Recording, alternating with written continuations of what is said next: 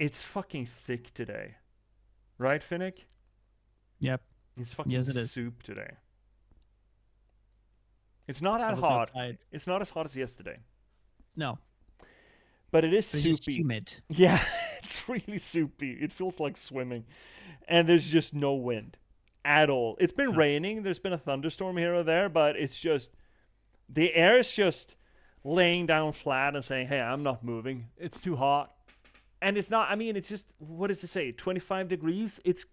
I mean, it's kind of for being at 5 p.m. That's and considering that it's cloudy, yeah, it's a little bit. But it's not. I understand. I understand. All you continentals, some Brits out there, you can just sit the fuck down. I will not take the trophy away from you. Okay, it's not near on fucking 40. I get that. And ominous, I don't want to fucking hear it. I'm not even looking at chat ominous. I don't want to fucking hear it. But it's really humid. It's really humid. It is. I also saw something about France as well. That is Yeah. it's a lot there as well. Yeah, yeah. Well, welcome everyone to tonight's scheduled entertainment. Another run of Omori here on this little corner of the universe, the internet, and all things Twitch, where we do literary theory to the games that we play. That is to say, we do close reading, structureless analysis, deconstruction, whatever we can get our hands on to try to make sense of maybe not so much what the story is, but rather how it's being told, how it works, how it functions. It's it's fun. And we're going to keep doing it to Omori today, as we have been doing for the past, it's coming on like 4 months. You picked a long one for us, buddy. You picked a really long one. I did. Yes, you did. But it's 15 also, streams is we've had long. some weeks where we haven't done it. Yes. We haven't Well, fixed still, I it. mean, So this is the 15th episode. yeah. And I think the current champion is Clear Obscure with more 23, I think. I don't think we're Yeah. going to get up into I think 23. I think we have like one or two more of this. So You do? You think the last day and whatever happens after the last day is going to be quick? I think so. Yes. Okay. Because I expect one more day that could be pretty climactic. There could be a lot of things happening during the day there, I expect. Mm. And then I suspect that we will be going back to Never Ever Land one more time to do something, but I don't know what. Probably go to the final area. I mean, yeah, but it seems like we're going there now. I don't know. It just fits structurally that we would do that. And if the JRPG element's gonna be as padded as they've been up till this point, I mean, this is the same night as we did Mr. Jawsome. Now, Mr. Jawsome was pretty quick, all things considered, but still. Now we're in the belly of the whale, and every cell of the whale is self-conscious, which is a problem for me. Yeah. I feel like there are some areas where we're barely fighting. We're just sort of walking around talking to people. Yeah. So it's RPG. Like some part of it is like more RPG element than others. So Yeah, it's yeah. I do think that these I kept saying so from the get-go. I do think that these Never Ever Land episodes are a little padded. It is a JRPG. It is to be expected, but if there's one criticism, and again the lol random bit. Well, with us also tonight, as has been on the previous more streams, we have our good buddy, the Cosmology Scholar, Finnick Twitch. hi everyone, good to see you all in chat. Hope you're doing well. Drink a lot of water. Very important. 30 degrees with 90% humidity an hour away. J.P.S. Holy shit, firm. Yeah, Oh. look, I haven't checked how humid it. I mean, maybe I can check here. But I wouldn't bet against it being like 90% here as well. It's to the point where, 50%? Kind of doubt, but alright. Kind of doubt that a little bit, but oh well. It is to the point where you're just standing around, you're just standing looking at the wall, and you start getting, condensation all over you. It's icky. It's icky. Well, before we get into the game, though, we have some work to do, because first off, we have Ominous Blaze, our good buddy of the channel here, our fellow turnip, who you just don't try to compete with him with how hot you have it, okay? Just don't. We know that he's the reigning champion. he doesn't even get to compete. He's like the Blade Runner without having killed his spouse. It's just he runs too fast. It's too hot. It's too hot. So just leave him alone. He's doing fine. It's just his habitual or habitable zone. There we go. We also have, I see that C's come in, or why am I still doing this? 105th stream streak, 105th. Jesus Christ, C, that's like 50 years. Holy shit. That's like 15 years. Yeah, it's almost 15 years. Good Lord, C. Why am I still doing this? Well, I mean, you're in for the full 200. And at the point of 200 is a really awkward number to end on, right? 100 is a solid number to end on. But a 200 is kind of awkward. It's like the same with 300 or 400. Then you got to go really all the way to the 500. And if you're at the 500, why not just go quarter digits? Why not just go for the full 1,000? You know? Would you not be the one who walks 1,000 streams just to say that you could be the one who walks 1,000 streams?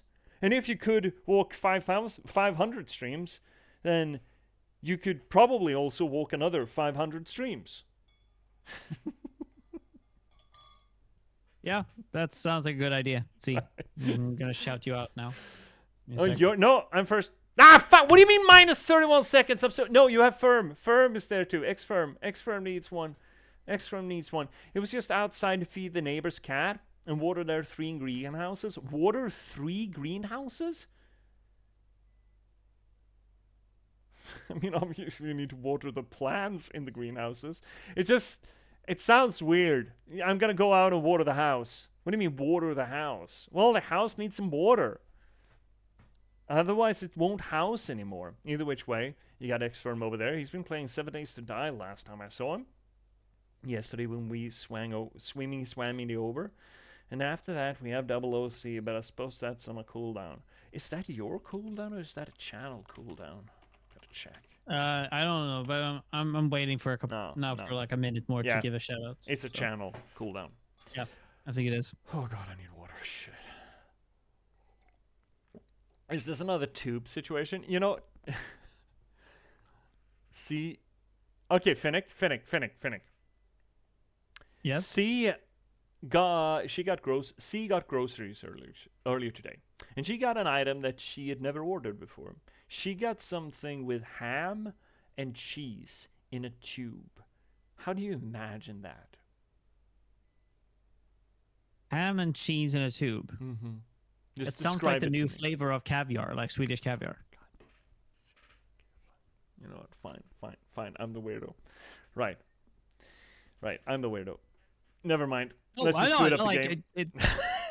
We're not talking about it. Never mind. This was a mistake. No, it was a mistake. I don't know what I did. Whose side am I on? I don't even know. This entire conversation is a mistake. We need to backtrack. But just like to get stuff in a tube, I like it. That's not that weird. No, absolutely not. It's not that weird. It's absolutely ordinary. Look, I got tubes of caviar right, 3 meters away. They're right there. Yeah. I'm practically pointing at them. I grew up eating caviar like from the tubes. Shit. You know, I get it. I'm sorry, C, but like, you know. Yeah, C's the problem here. Yes, C is the problem.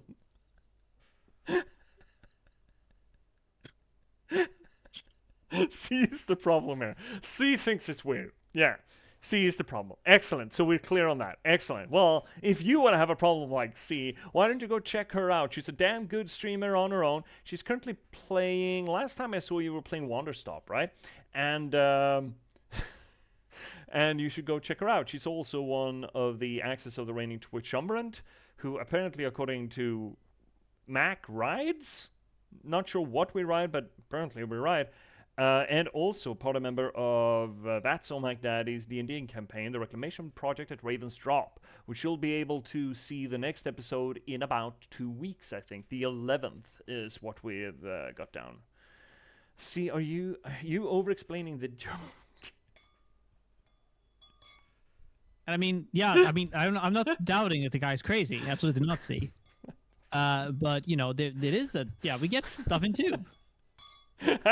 I'm blaming you for something. Hey, I didn't bring up the whole tube situation, okay? What do you call the place where your underground trains go? The tube.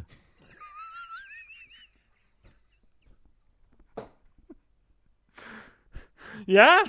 You can call like the same. You can call different things the same thing, you know, because it's that tube is like Yeah. that's Yeah. just like a Absolutely you like can. a, Yeah. like a slang thing. So what's the similarities between where the trains goes into and where you squeeze caviar through? What's the difference? What's the similarity between trains going in whole and caviar coming out of it? They both got holes. You know how we feel about holes? I know. See, I'm sorry to get on your side. Oh, J.P.S didn't know what a tube was. As in, like the tube where the train go. Oh, okay. Well, that makes sense so know what That's- a tube what a train that goes makes into. so much sense. Yeah, I know I get it. exactly what a tube is. Look, Why are we having this conversation? Boot up the fucking game. I thought this was a serious channel. Yeah, it is. It's a serious tube channel. We're literally on a tube. We are a part of the population of the demographic watching this are currently watching it on a tube, through a tube, inside a if we tube. keep talking about this, I'm gonna shove something up your tube. Which one? My caviar tube? My toothpaste tube? Your choice. You My know, whatever train floats your boat. tube? Look. Okay, so here's the follow-up question then. When people watch YouTube, do they watch the things in the tube? Do they watch them through the tube? Or are they themselves inside the tube while they're watching? What is the YouTube referring to?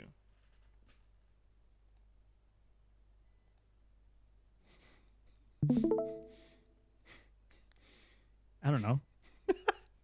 God, I thought you were a scholar. Wrong subject. I'm not gonna sit here and pretend that I know everything just because I said that I'm a scholar. Okay, so how much of your scholarship is watching YouTube? Fair. I'm watching it. I'm not analyzing it. Are you not analyzing what's on the YouTube? Is that not why you're I'm watching analyzing it? on what's on the YouTube. I'm analyzing what YouTube is. Okay, but have you never Well, considered actually, where know what? you That's also are? a lie. Fuck. I don't have a say in this conversation because I do also analyze the medium of YouTube. Well, not necessarily.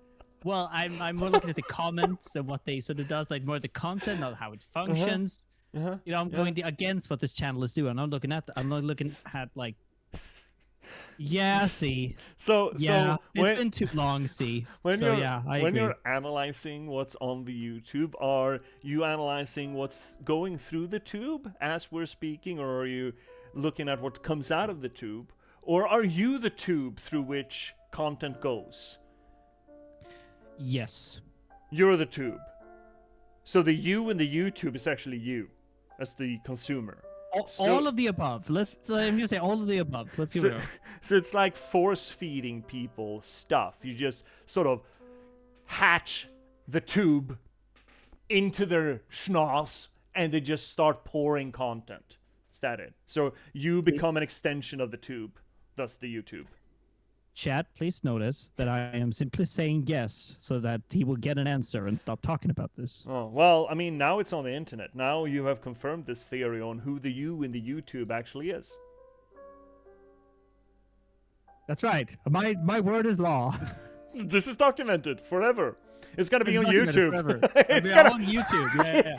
It's gonna be going through someone who's just hitched up to this mechanism, and they're gonna go, "What?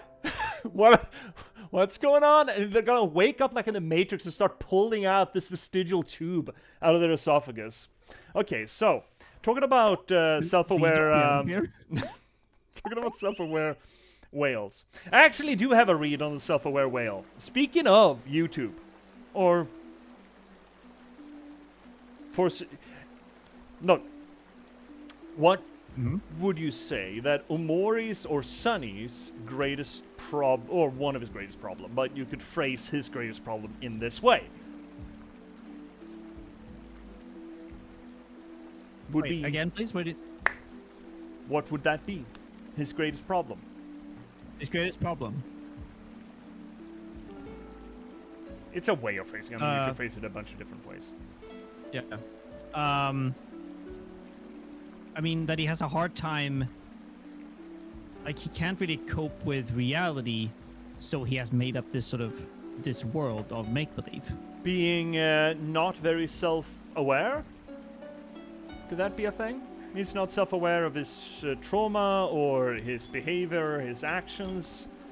I think he's also like too aware, or that, but he's suppressing it. He's pushing it away, trying to basically put this sort of make-believe world above and sort of cork those thoughts from coming up. Would you say that you could look at this whale who is aware of every single cell within its body, as a sort of an antithesis and antithesis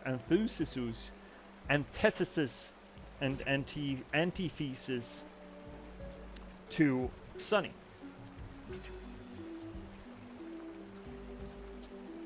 As in, you mean that like Sunny would be aware of what he has hidden away, what he has done, who he really is, what has happened to him, why he's doing the things that he's doing. I mean, this whole make-believe world is essentially a way of just escaping from what is actually happening, and when he's in the real world, he's kind of still escaping what has happened in the real world. He willfully is ignorant of the consequences of his behavior, of the consequences of his existence, and his history. I mean, he's willfully ignorant of pretty much everything that makes him him, at least in the eyes of other people.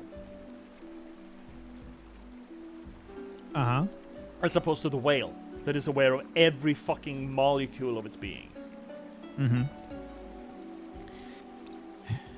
Yeah, that is a read. Also, that the whale crops up now that we have right after the coral tree, when we were informed about these elements of Sunny's, and yes. he literally fed on the fruit of knowledge that was himself. And then he crawls through a whale. Again, with the biblical references there. That itself is fully self-aware of everything that it is. Yeah, it could be like, again, like sort of the self-aware, like the antithesis of it. It could also be that there is like this suppression stuff that is sort of like waking up in a way, like through like being aware of everything now, is like he's starting to become self-aware of everything. So through like the whale sort of symbolizes that. So the make-believe becomes literally a physical manifestation of self-awareness. Right.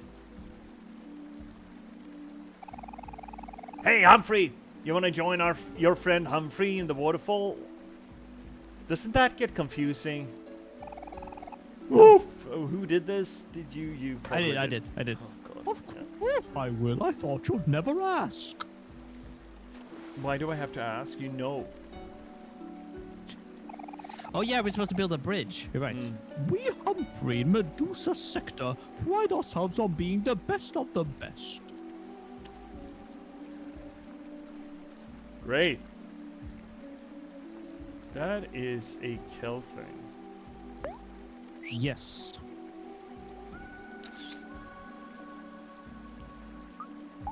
Not fucked it up. Oh, he just punted that.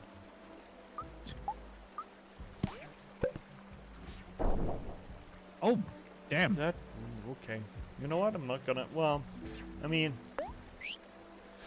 I was about to say I'm not gonna question it, but it's essentially the fundamental thing of what we do here on the channel. So Yeah. We can't swim in it. We have to take the boat. Paddle, paddle, paddle, paddle. Oh, I think that's an enemy for some reason. Oh. Topsy-turvy shit. Hey, Humphrey, do you want to join their friend Humphrey at the waterfall? Sure, I love making bridges. How do you know that? How did you know that in a way that made me have to ask you to go there? He's played a Death Stranding. He likes building bridges. That is, I wish I could play that game on stream. I think I mean, other people have streamed it, but for the the purposes of what we do on here on this channel, I don't know. I mean, it's a lot of it to analyze. It's just that I don't know. From what I hear, it's notoriously streamer unfriendly.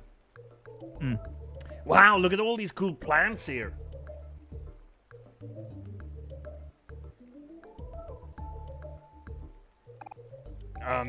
Basil. Basil? Ah, that's the name of this plant here. Basil. Aw, that's so cute. Kind of reminds me of something, Oof. but I can't remember what. That's kinda creepy. Huh. They are forgetting, yeah. I say that Medusa's experiments are 14 times 7 plus 44 divided by 11 minus 2. No, I'm not. It's Sludge bunny. Slime bunny. That, like, 2 different kinks just kicked in. Okay, you do you, boo. Do you not know about the slime girl thing? Which one? The fetish. Slime girl? Yes.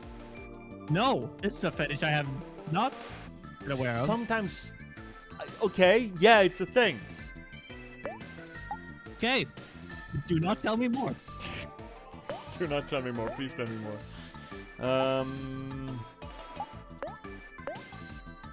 Okay. Bun, don't look.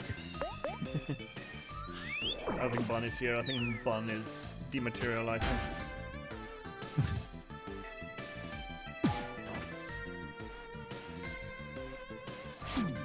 It's fine. 35. Okay, that's fine. He got a lot of health.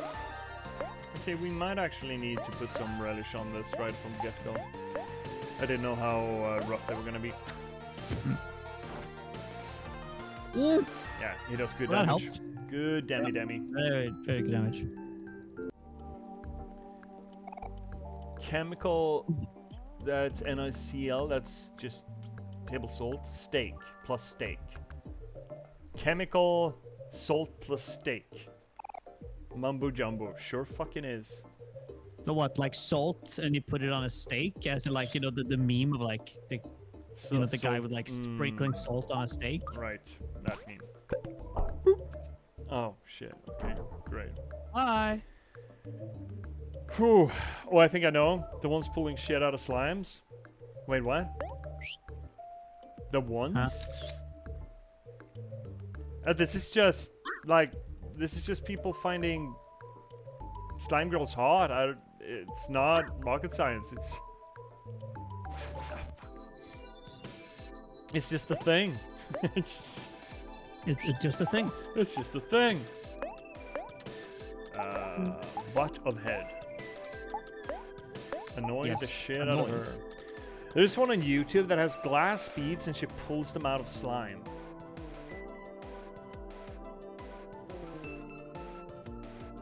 Okay. And okay, I'm gonna cast Annoy. I already cast Annoy this fight. Yeah. Tonight. Okay, it's more ASMR-ish. Okay.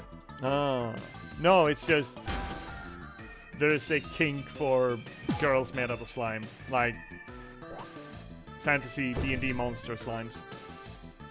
Oh. In the new God of War game, it's gonna be a gelatinous cube. Well, those are always fun. Yeah. I'm excited to see what if that is a god that is like has been cursed into that form and they will eventually get revealed. That could be fun. Seems like a bit of a stretch, though, don't it? I mean, it is just like afterlife of the gods. So, you know, anything is possible. Is it the afterlife of the gods or the afterlife of humans, which is just the life of the gods? No, it's the afterlife of the gods. They say so explicitly in the trailer. In the Lo-Fi one? Yeah. Hero learn mesmerize, right? I have become so fucking dull when it comes to AAA releases because I am so wary of them. Act first, all foes target. I don't like that. No, hero takes less damage. That's not worth it. But no. It's just that I don't trust them. I don't trust them. I think they're gonna fuck it up. I think that like Santa Monica Studios has pretty good track record recently. Who's the publisher? Who's the publisher? Yeah, that's the important bit.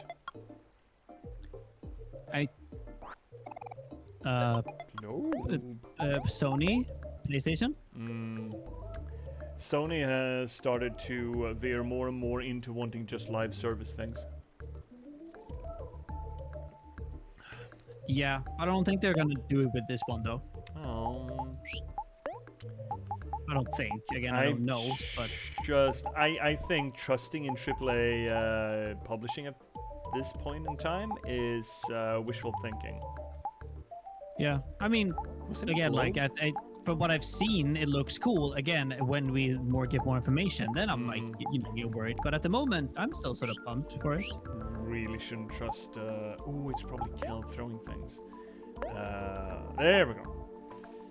Lower speed, can't have that. 1,000? Yeah, the Earth, but smaller. I mean, if we throw the actual Earth onto a person, we will hit the person because they are on the Earth. Right. That's pretty cool. You trust them to do something shady? Yeah, that's the state of AAA gaming, yeah. Well, it lowers our speed, so no. The speed is the key here. Speed is key, as Jacksepticeye would say.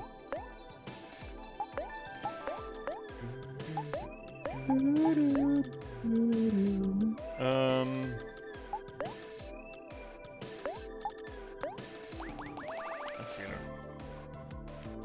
Stat. Just stick it in the bum. Yep. Right in that bunny's bun. Or bum. Don't tell bun. Don't stick the knife into the bunny's Don't tell bun. Stab. There should be an emote. Don't tell bun. Yeah, don't tell bun. I think I'm full of emotes. I need movable. I need animated emotes if I'm gonna get any emotes in there. You can have one of the buns from one of the first levels that we had in the game, and then sort of, the moving kind of like the movement they make. I don't know. That's stealing material. Yeah, I mean.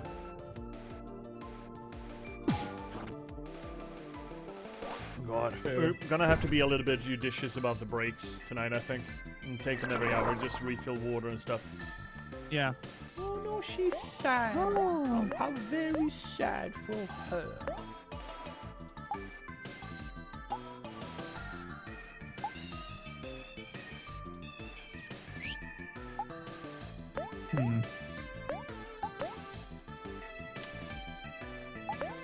Are you still that hurt? How much does the headbutt hurt? It hurts a bit, but not that much. We need if we get an opportunity, we should up our health like as much as we can.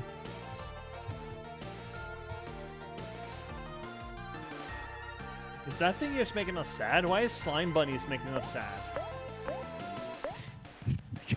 Because we think of the kink. That makes us sad. Do you get sad because people like weird shit? I mean, some things that I consider like that people might enjoy that makes me sad, I guess. Again, I'm not kink shaming, but No. you know, I will judge you. I'm not kink shaming, but But let's see, Cryptix. I thought you wanted to say when we have the opportunity, we should see if headbutts hurt. You know, for science. science. That's what we do here. That's all of this is a little involved, but all of these areas are a little involved. Up. Yeah. That's the face. Kaboom. Nice. Come on. I love how it makes when you smash the wall, it makes the same sound as Legend of Zelda would do when you blow up a wall. Hi, Underdark. How are you doing, buddy? How are you feeling? That's a happy bunny. How are you doing? Let's stab it.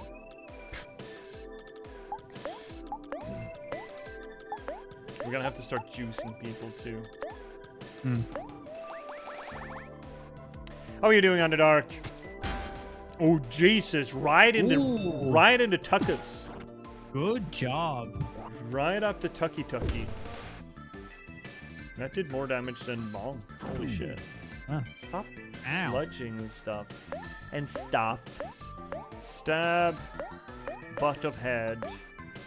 Juice me. House, man. And I don't think you're gonna get a turn. Damn.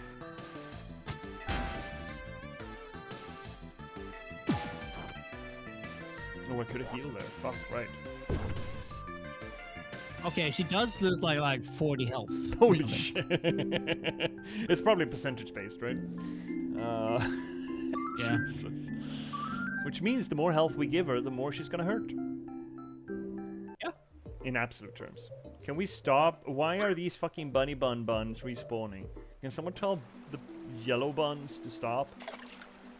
Sierra Underdog. Okay, I'm hating the boss at the Adamantine Forge. Baldur's Gate 3. Yeah, it's a fucky. It's a fucky one. Yeah. We already got that. If that's what everyone else is doing. Yeah, it's a heck of a one, Underdark. I remember that one well. You do know about the whole standing on locks and filling the shit with the lava and then hitting them over the head with the hammer, right? I'm assuming. But it's a rough one. Oh man, bitch duty again? When do I get to eat something? You are currently, I think. Are we not? Is he not? I don't know. I don't want to. You mean at the big waterfall down south?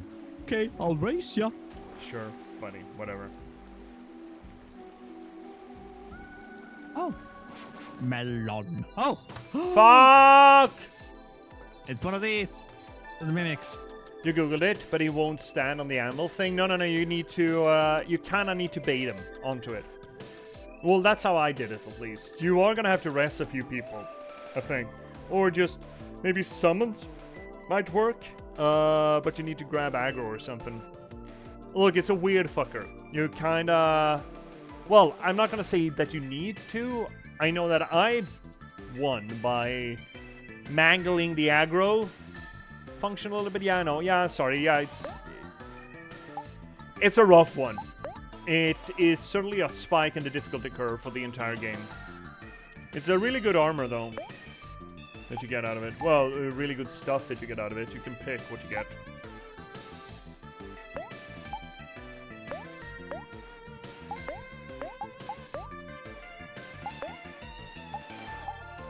Smartphone. You fucking nugget. He's faster than Kel? Holy shit. That's fast. Right in the heart. Good. Gobble gobble. Yay! Yum, yum, yum, yum.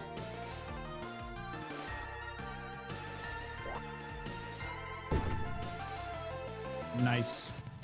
So, Cryptix, you've seen the best bait in Baldur's Gate 3 a few days ago. Someone took the chest of Selune, still cursed, and took it to the goblin camp, and all the goblins tried to open it and died. Really? That is really fucking good. Oh, that's why I love Larian Studios. They make systems that are just so fucking stupid and fun. That is great. Oh, that's so good. But, however, you don't get to do the fights, though. That is the kind of shit, that's the kind of shenaniganery that I love to do in D&D, though. Sort of outthink the system or outthink the DM and kind of come up with some sort of fucking wham jangle wigamarole to get us past the problem. How many mithril ore is there? I only found one so far. Ooh, there's more. Handful at least. I usually get a few weapons and a suit of armor out of it, I think. Usually, it's like I've played it tons of times, which I haven't. I really need to get back into Baldur's Gate 3 at some point. Who needs most juice? Actually, you need the most juice. Yeah.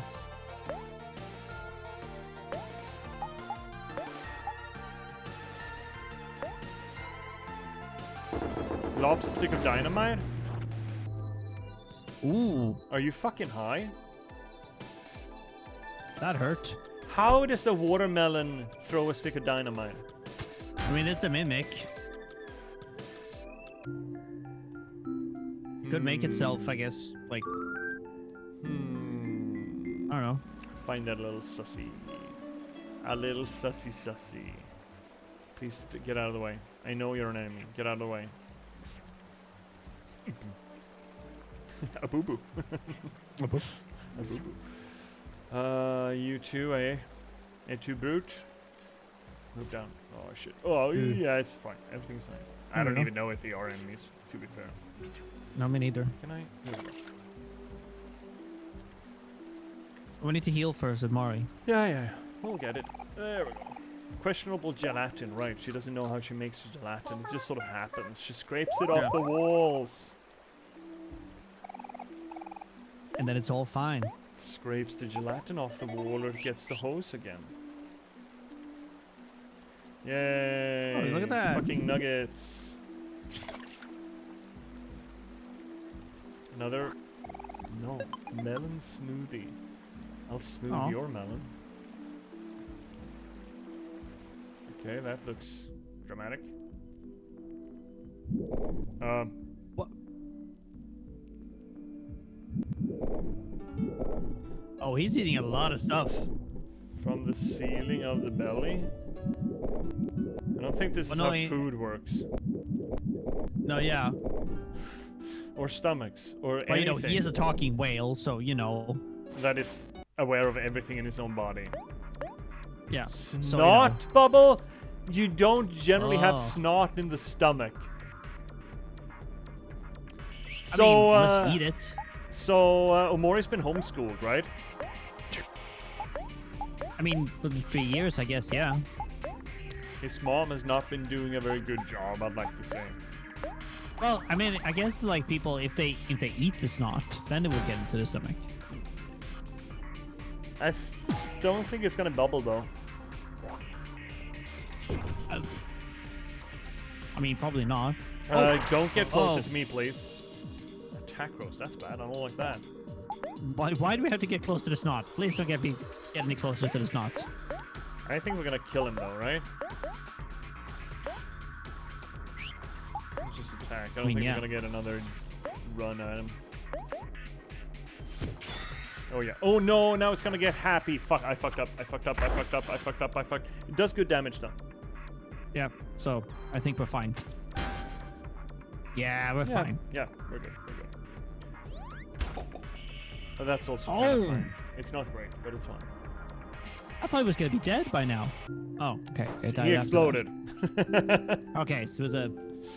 He exploded. Omori learned exploit. Let's take a look at that. Exploit? That doesn't sound healthy. Deals extra damage to a happy, sad, or angry foe. Cost 30. How much extra damage? Do we... Don't think so. Yes! Yes. Oh, it's great to use that outside of battle.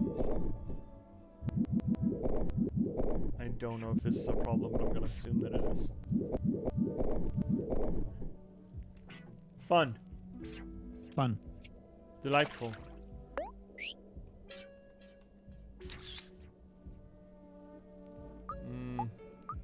Probably all of them,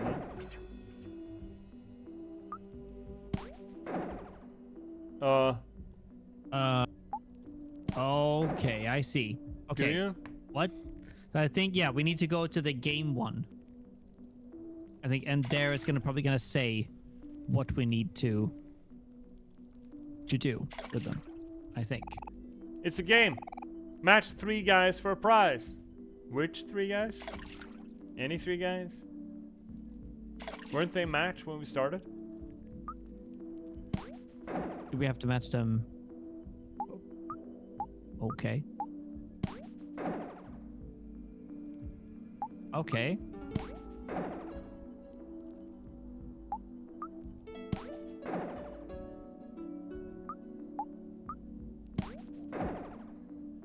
Okay, so you have the red one. Does that do anything? Okay. No? Come on. It's the No. blue one. Is this random completely? There we go. Lol random. It's hard to Well, say with I this mean- thing. Onion ring? Who would use that?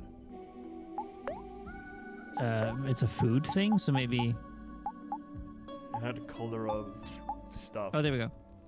Did we? Yeah, there we go. Heart and juice. Just one. What does Hero actually run now? Veggie Oh, it's just better than Veggie Oh, It's just great. legal.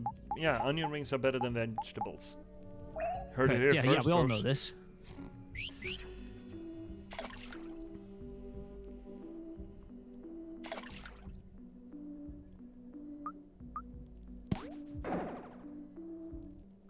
Ew. Yeah.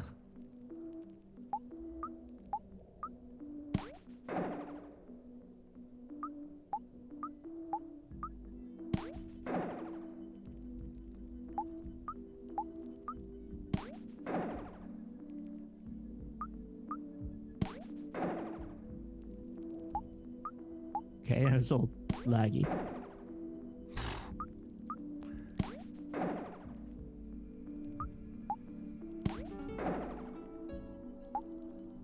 Where's that Which thing do we again? that one I recognize. Yeah. Hmm.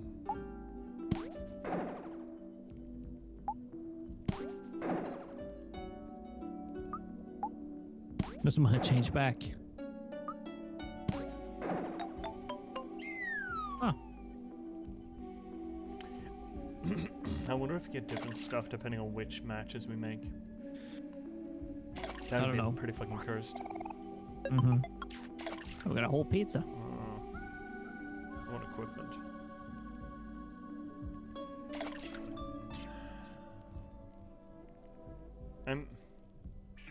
What the fuck are you doing here? What a nice looking pool. Yeah, drop in. That's acid, you know, right? Yep.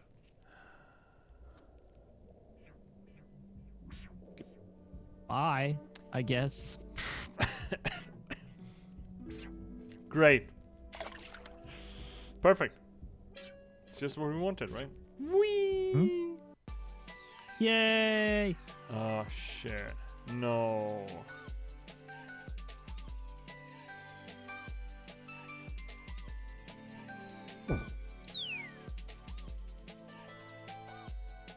Oh, okay. Ah. You? Did we need you? Huh? No, we don't need you. There was a letter in there. Yeah, no, right. No. We do need that. Which means we might have In a missed large it. bubbly tank. Can you check where we get the tea? Yep.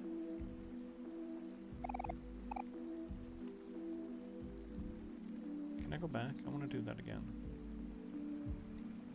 There's probably not going to be anything interesting in the thing. All my friends left behind to build a bridge, but I am gonna show them by building an even bigger bridge. If you see any Humphreys floating around, be sure to send them my way. Okay.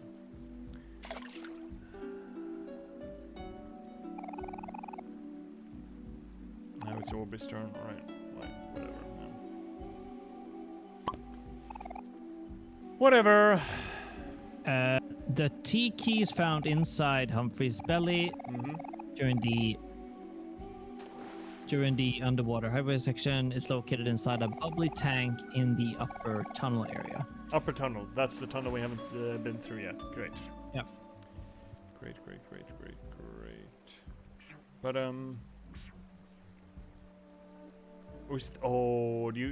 you probably never played Link to the Past, right? No. Oh, we can Why? redo it. Fuck yes. Oh, nice.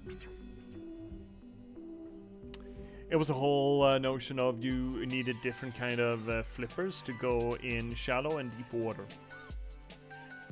Oh yeah. I mean I knew that from not from Link to the Past, but from what's it called? Appendix? Appendix. Okay. Like the one I that got it you from, surgically it's called removed? Minish Cap. Minish Cap. All right, the You Minish have Cap that was too. essentially just Link to the Past, but on a mobile device, right? Well, no, it has its own like techniques and own sort of story thing. I wouldn't say necessarily. I mean, there is like a link to Between Worlds, which came later. That one, I think was like a bit sort of more connected to Link to the Past, but it's also like its own thing.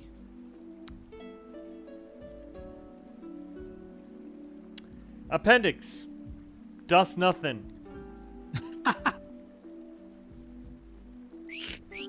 Okay. Well, now we have that. Does nothing, chat. Doesn't do a Appendix does goddamn nothing. thing. I mean, that's the appendix for you. I don't know what I wanted really. Oh, something not useless. Literally useless. Mm-hmm. I think we still have one way to go that way, but I forget which. Yeah, I think it's the.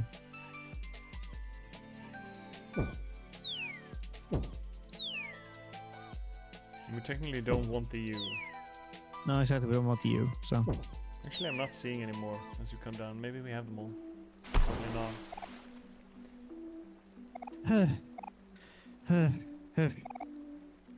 I would really appreciate it if you guys would wrap this up pretty soon. No rush. I just think I'm getting kind of sick. Have you noticed that Kel's on the mast? Oh yeah.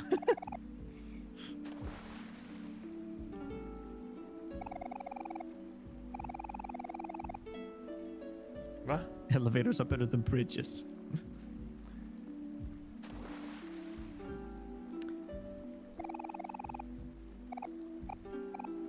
Well, all right.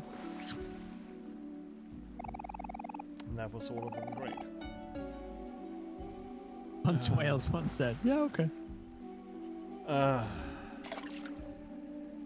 Across we go. Actually, there we go. What is that seepage from the walls? Speaking of questions. Oh, yeah. That would be like Questions.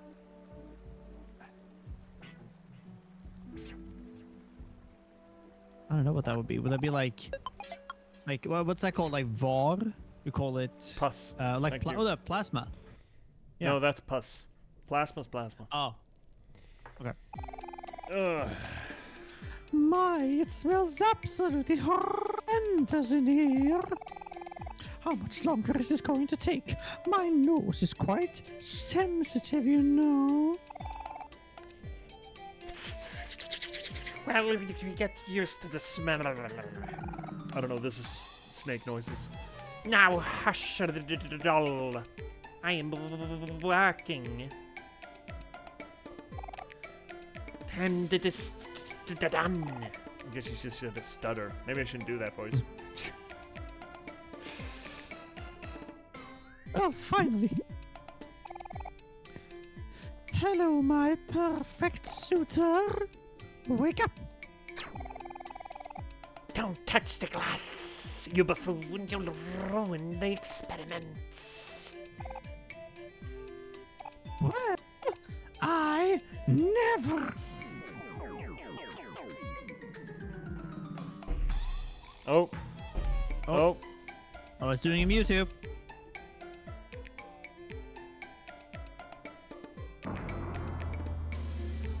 She blew a lid off the casket, literally.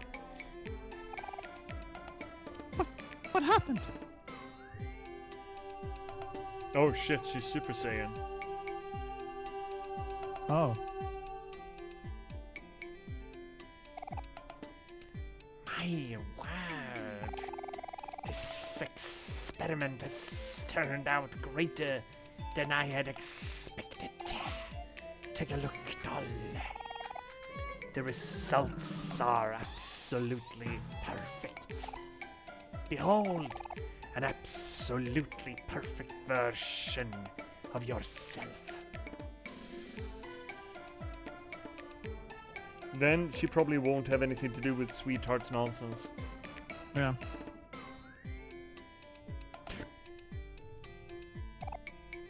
Got that ad break coming up.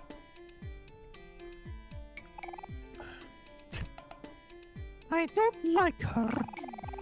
What did you say? I have heard you correctly. But she is everything that you asked for and more. Oh, you simpleton. There is nothing more perfect than me. But I see that you do not understand that. You are nothing more than a hack. This is a humongous waste of my time. I'm storming off. Oh, I've had it enough of your nonsense. Client or not, you've really struck a last nerve. Who taught you to run your mouth like that? Now, if you'll excuse me, this is a waste of my precious energy. I have much more important matters to attend to. Don't you dare walk off first. I'm the one who's supposed to store him off. Great. All right. Well, 2 down, 1 to go. All right. We have an ad break. And let's take that so we can refill our waters. My waters are empty. So let's do that. Take care of yourselves. You know, cooling down is great by putting cold water on your wrists. I'm going to go do that for a little while as well. So we'll see you here right after either of these messages, or you get to listen to a cool tune by our good buddy Lancer McDaddy. So we'll see you in a little bit, over 3 minutes.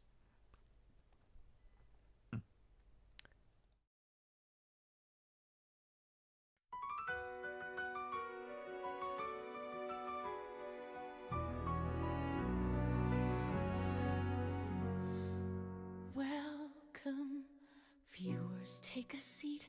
You never know who you'll meet. Stay a bit and have a read.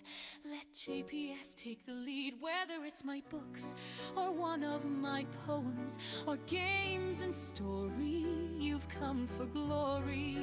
Let us dissect this plot. Let us discuss the protagonist. And if we can't cope with it, skida blåskåp it. And don't hold your breath, I'm just an organism. Let's talk postmodernism.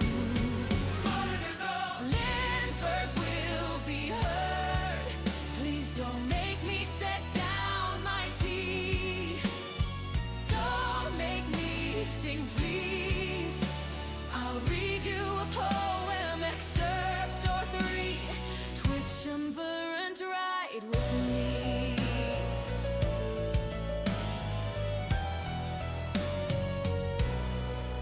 Let me rate your game's toilet. Is there light and TP? I love playing D&D. Why do all these bottles scare me? Signalis is in demand. See me return to the Obra Dinn. Take Max Payne by the hand and catch me in Morrowind. And don't hold your breath, I'm just an organism.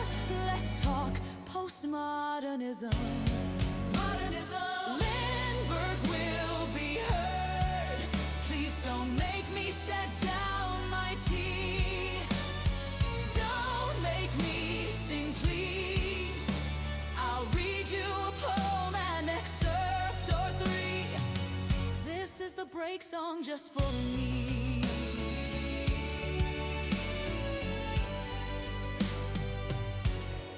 Have you seen luck like mine? They say my books are quite fine. Forks on forks to boggle the mind. Sly like a fox, check out the last box. Please see my Patchwork Sovereignty. And if you thought that was all to me, my latest release on air, The Girl with Raven Hair. And don't hold your breath, I'm just an organism. Let's talk postmodernism.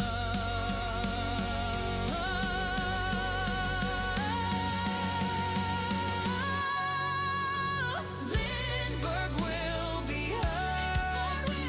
Don't make me set down my tea. Don't make me sing, please. I'll read you a poem, an excerpt or three. The end of the break for me.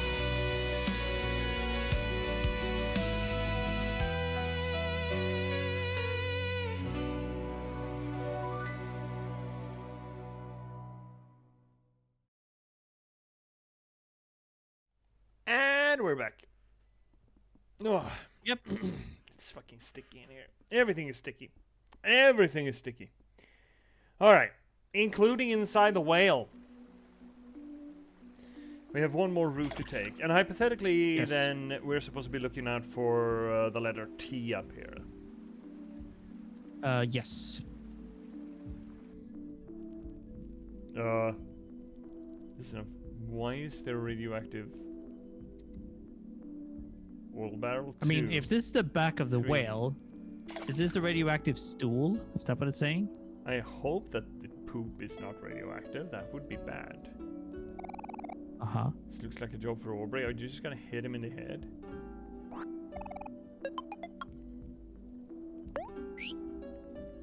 She's just gonna I hit guess. Aubrey or Humphrey in the What's head. it? He's gonna hit.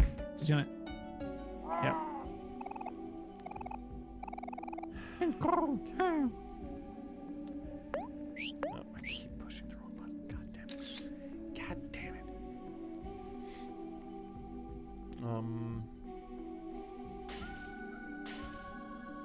Okay. Okay. Right, you guys trapped? Oh, I need to stand on him. All right.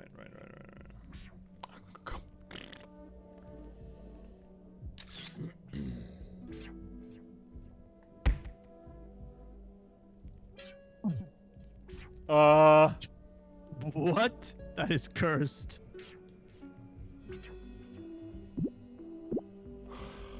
Don't like that, Sam. I am. A book in a language you cannot read. Okay. Where's everything in? Dude, why do you have all these cages? Welcome. Marina is not currently seeing anyone right now. But if you're enjoying the exhibit, feel free to crawl into a cage and wait for the next available experiment. Feel free to crawl into a cage. You will know when the screening stops. Oh, great. Perfect. Great.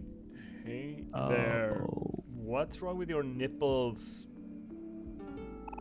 lot.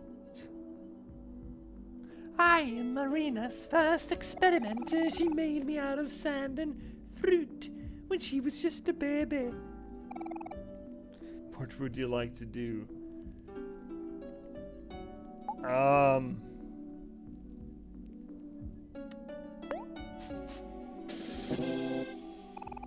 Fuchsia did a cartwheel. Let's Okay. not ever do that again. Box filled with goo, that's where gelatin comes from, apparently. Books here. Oh shit. What is Oh, that? shit. What the Oh fuck my is that? That's a Frankenstein thing. Oh, my greed. My hubris. Yeah, my gamer greed gets me in trouble all the time. Oh, well that's fine. I would also get angry. And that's gonna mean she's enraged. Yeah. Okay. Doesn't do too much, but Okay, we. Oh. Oh. Oh. I think we're fine. Just smack him with the bowl, bud. Yeah, I think one hit should do it. Oh. Oh. Fed me grapes. That's nice of him. Thanks. 6,000 experience. Last resort, Aubrey. Last resort, and comeback Cal. Last resort, Aubrey and Cal. Dazzle? Can someone Okay. help me remember these things? Last resort, Aubrey. Last resort, Aubrey. Okay, last resort, Aubrey. There we go. Damage deals damage based on Aubrey's heart, but Aubrey becomes. Oh no, Toast. she's dead. That's...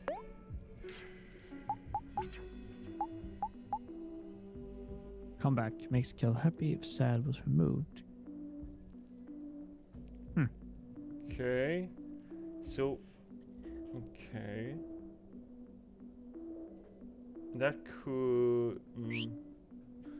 It's a little bit of a weird flex. That could be cool. It's a little busy. Acts first, reduces all folks' attacks and makes them happy. It reduces all folks' attacks is pretty hard.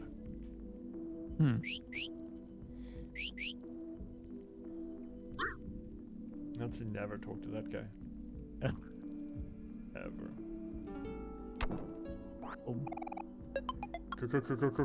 Combo meal.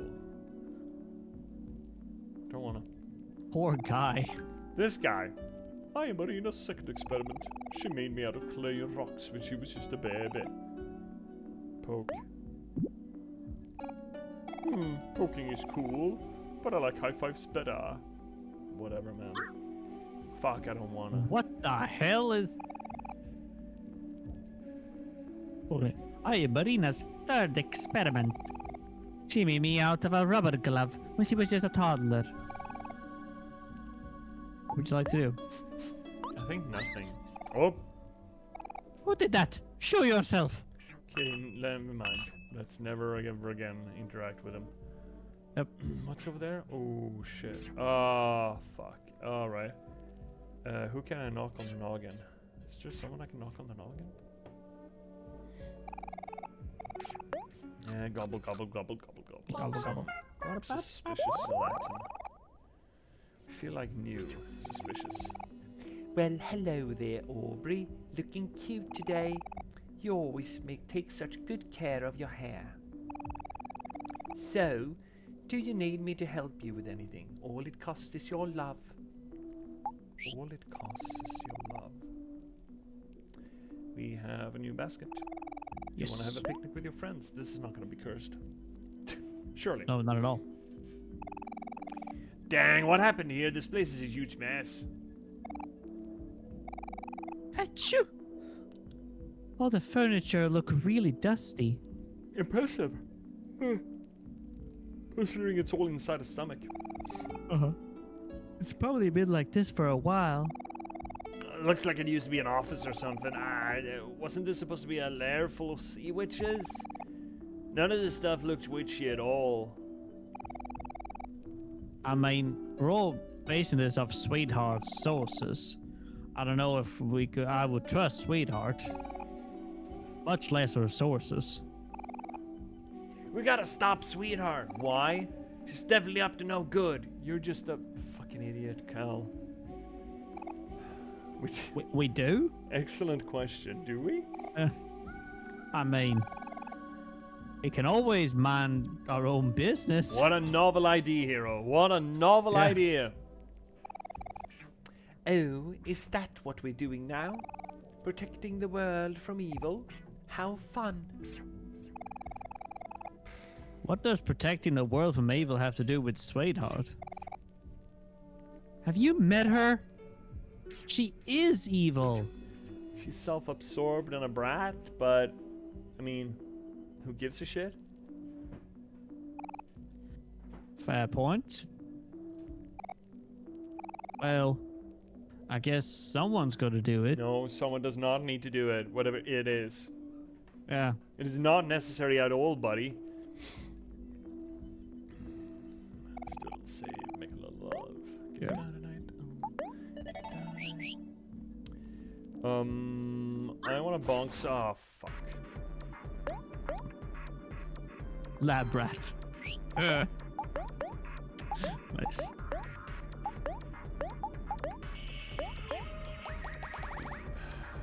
Hey.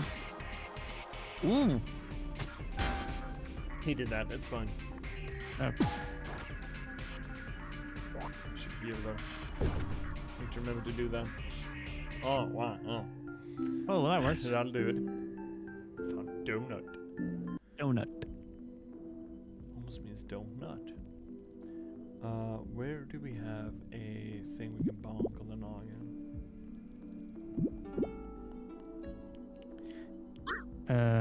Not Oh. Don't there. wanna.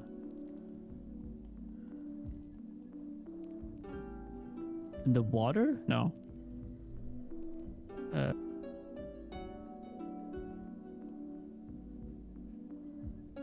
Can we do something with that tree that we can get through? Oh.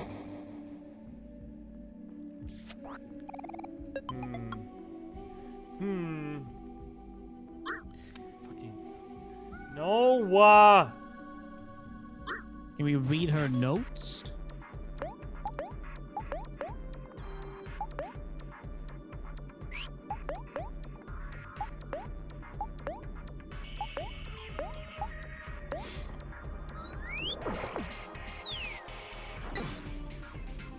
No.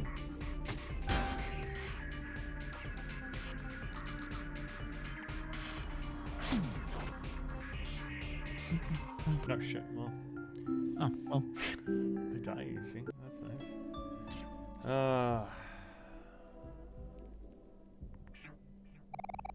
Tools for research. Tools for research. Books filled with knowledge in a language you cannot understand. Books filled with knowledge in a language you cannot understand. Dubious concoction probably best left untouched. Plans for a successful experiment. How do you know that it's going to be successful if there's only plans? Oh. Do we need to go back and knock someone on the head? But then that's not going to be open. Wait, no, we can't. We can't go down to that thing and knock it on its head. Yes, we can. You're absolutely right. Oh, we can. Okay. You're absolutely right.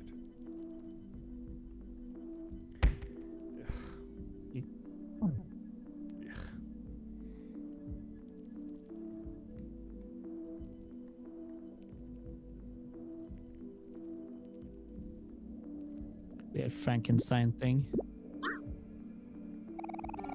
Applefly, Marina's fourth experiment. She made me out of her dirty apples when she was just a child. What we'd like to do, nothing. I don't want to touch it. I don't want to recognize it. I don't want to fucking interact with it one bit. I'm Marina's fifth experiment. She made me out of cardboard and candy when she was just a child. Nothing. No interest in engaging with those things at all. Nope. We don't care about you guys. Sorry. Whole chicken and A whole chicken.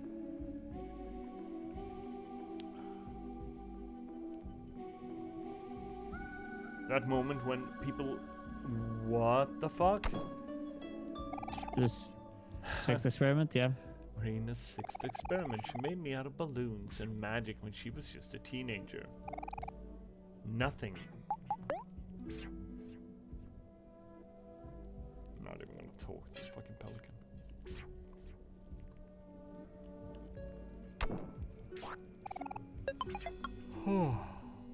Air horn. Okay, so how we How do we get that thing to? Yeah, how do we no here? No, Yeah. actually, yeah, we can. Yeah. Yep.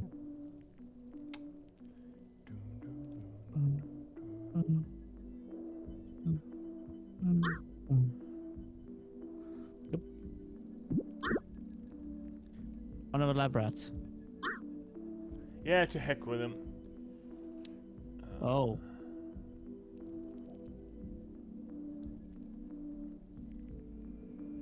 Cutscene. Hey, look, it's a flower crown. Yeah, I wonder who's. Yeah. Ellipses. Oh no. All the flowers are bruised up. It looks kind of familiar. Yeah, I wonder who used to have a flower wreath.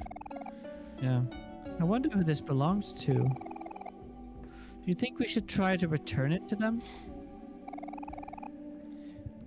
Flower crown. The flower crown is in pretty bad condition. I don't think anyone will want something like that. Yeah, maybe you're right. Kel, what did you do that for? It's fine. You heard what Hero said. No one wants something that's bruised up as that. It used to belong to someone. Kicking it off a cliff is just mean. Huh? Why? Flowers grow back anyway, don't they? There's time and labor and emotional attachment, you fucking dumb piece of shit. Oh, Kel. Alright, calm down, you two. Kel, apologize to Aubrey. Fine. Sorry, Aubrey. Apology not accepted. Okay. I wonder if the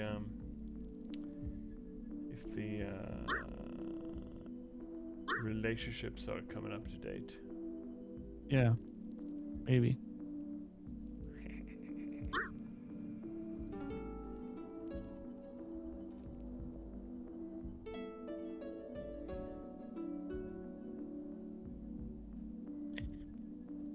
Oh, we are definitely on his like innards. The cat symbolized something. Oh yeah, the yellow cat. You're right. What did they say? What did the coral say about the yellow cat? It was what was supposed to take care of us. I think it was the symbol of who is supposed to protect us. So our mom, right? Or someone else? Arena's 667th experiment. Caution, do not poke the glass.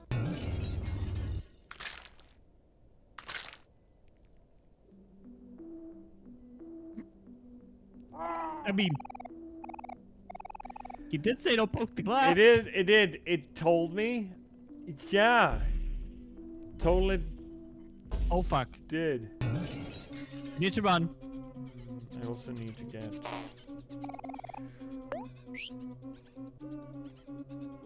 Can I just... Can you not do that? Oh fuck me. That's bad. Okay. Crunchy, crunchy.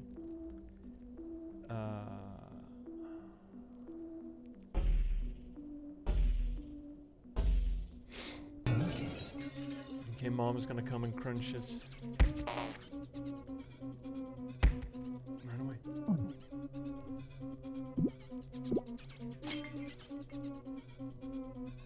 Grab it! Why couldn't I grab it? Is it only OMORI that can do that? What was it? Was it a T? Yeah, it's the T. Oh, okay. At least we can get to do this over and over again. That's nice. By some stretch of the imagination of nice. Yeah.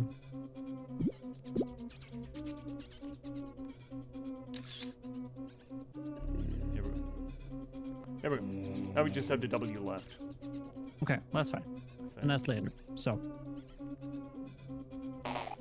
Yeah, whoppa. Please.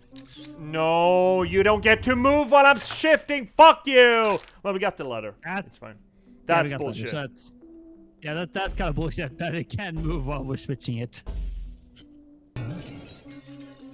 Bullshit. Life is peaceful there. Bullshit. In the open air. Bullshit.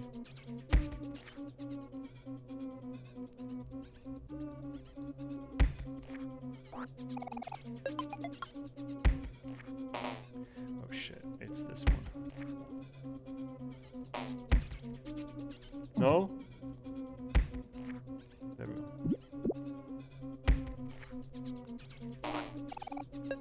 Blender. Don't refresh. Fuck you! Fuck you, spelling bee! To spell Lingbe.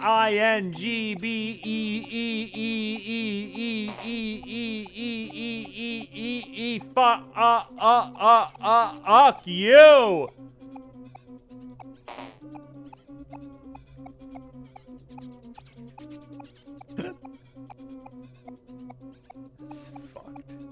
That's fucked.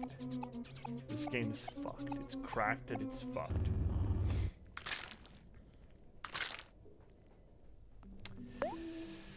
We got some shit. We can take it. Oh, we're 1 HP because of all that. Okay, that's fun. Refresh. There we go. Heals 50% of friends choose. 40? That's expensive. That's a lot. I think Juice Me is still gonna be better. I think. We got some other stuff too. I don't remember what they were called because we just ran past them. Yeah, I don't think it was here. I wish I knew what we picked up. Would be real nice if I knew what we picked up. Yeah. I don't remember.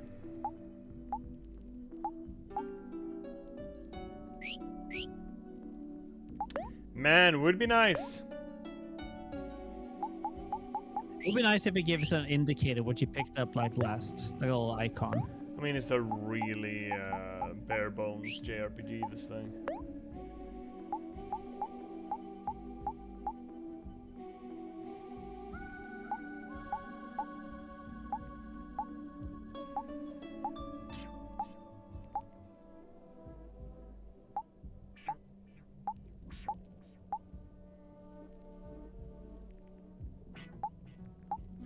Hey, TD4 Gamer! Welcome in, welcome to this little corner of the universe, the internet, and all things Twitch, where we do literary theory to the games that we play. How are you doing? We're playing OMORI, as you... I mean, you probably came in here because we're playing OMORI, so you know. You a big fan? Chased by the cat. Yeah, Mom. Mom needs to sit the fuck down. Grab her evening wine again. But at least all the shit we picked. No, it's not. Okay, that might be why. Please remember this. Heartstring. Heartstring. Heartstring blender.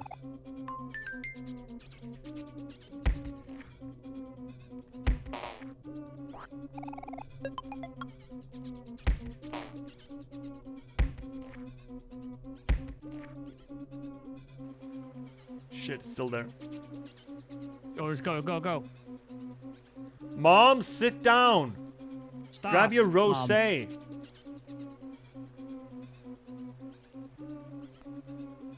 We have 1 HP left in a dream here.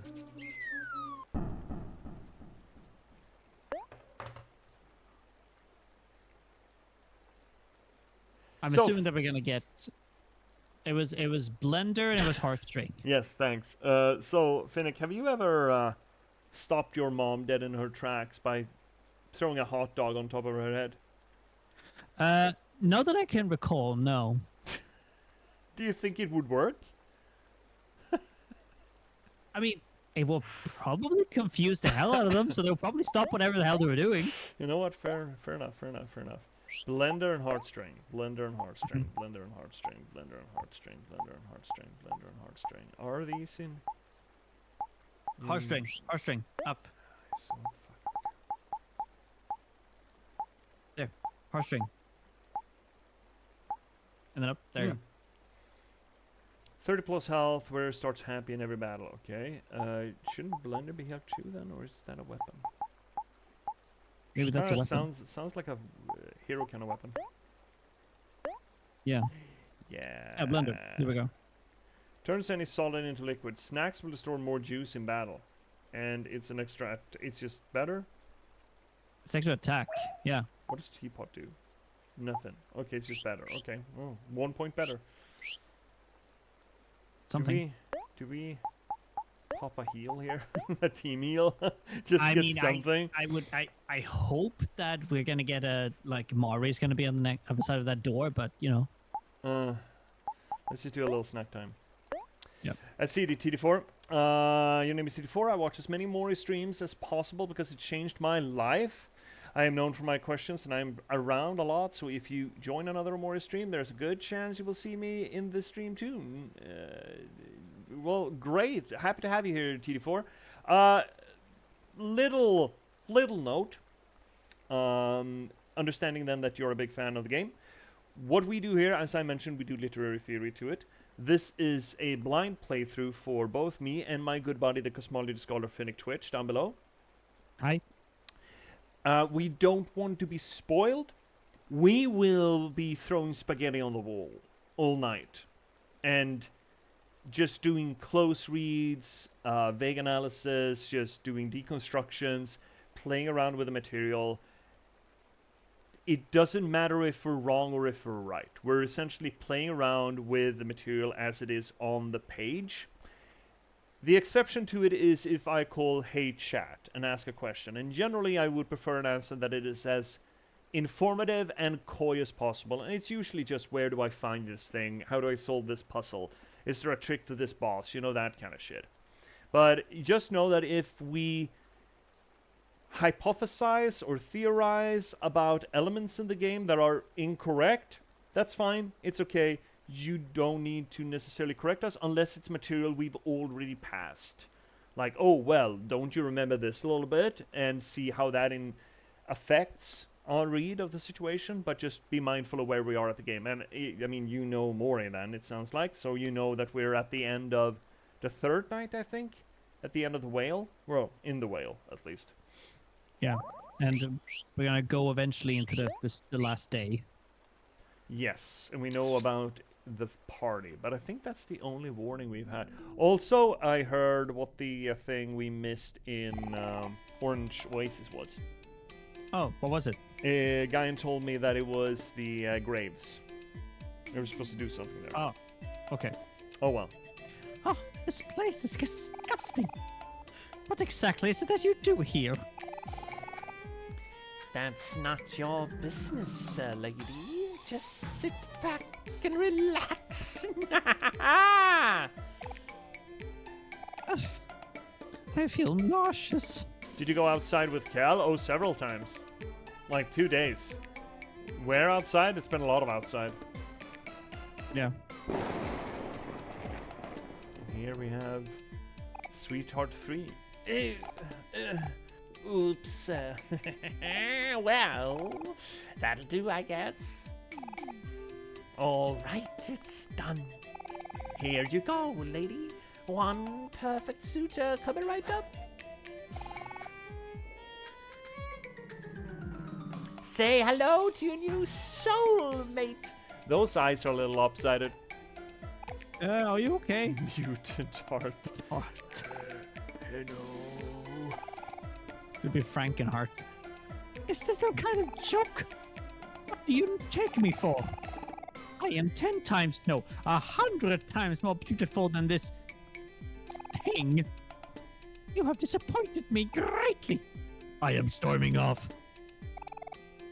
Hey, wait, what the heck? You can't just storm off, lady. Where's my money? Yeah, this was a commission job. She followed your specifications to the letter. I'm sure. Got a slimy key card. Yay. Ree-ra-roo-roo. I fucking hate Humphrey. Oh, great. My. What's with all the commotion? There must be some fun activities going on downstairs. You know fucking well what's going on downstairs, Humphrey. You are aware from every cell in your body. Stop it with the fucking little tongue-in-cheek. I just pretend not to know what's going on. Just stop. It's disgusting. So let's see here, TD4. So all I usually do is ask questions about what one thinks about the store, and I think I've done this enough to know what I can and can't say. But as always, I cross a boundary, let me know. Oh, we will. Well, I mean, respectfully and all that. It generally doesn't happen, especially when we're playing games like this, because most people who love these games, and we're talking with these games, I mean, OMORI, the Freebird games, for example, they love them so much and they want people to have that first experience, generally speaking. Yeah. How can I get downstairs? Do I want to give my slimy key card to Humphrey? Yeah. You have to. I want to be in a whale where the tumors don't have personalities. And more so, where the tumors don't have the same personality. Like hive mind macroorganism bullshit. Please stop. I hate this. I think it's too much to ask. Ooh, a slimy key card. Oh. Is your mouth a card yum. reader? Sorry? His mouth is a card reader. Yeah. It was actually just a slimy chip. It was a crisp. Why does Humphrey kind of look like Koro Sensei? No idea, but we did have a little bit of a read on it, as we just recently went past the coral tree and ate from the fruit of wisdom or knowledge or insight. That was literally our face. So we now... Omori has gone from being intentionally clueless. He has intentionally compartmentalized part of his life so that he doesn't have to face his reality, which one could argue is the absolute opposite of being aware of your entire being. And the moment that he gets or feeds on this knowledge and supposedly knows who he himself is, we are funneled through a whale that is absolutely self-aware of every part of himself. Symbolism, yay. Yeah. I mean, these are just tonsils, right? Just sort of gone haywire. So, do you want to go downstairs now? I would love to. Show me downstairs. Prove Yes. me out of your chute. Because yes, last stream we did check. Whales do in fact have anuses. Now we know. We know this now. Ow. So what? Now we're in the whale within the whale? Whaleception?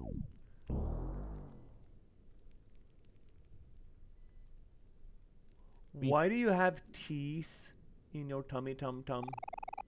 Oh no. Questionable gelatin, yeah. Where is Mari? I mean, see you, TD4. I think I like your way of thinking. I'm not confirming anything, but a lot of people don't have that sort of thought process. Well, here's the thing, TDF. First off, our good buddy Finnick Twitch down here, the Cosmology Scholar, is a PhD student of, well, I mean, technically you're under the umbrella of religious studies, but doing, I mean, you can present your fucking self, I suppose. Go ahead.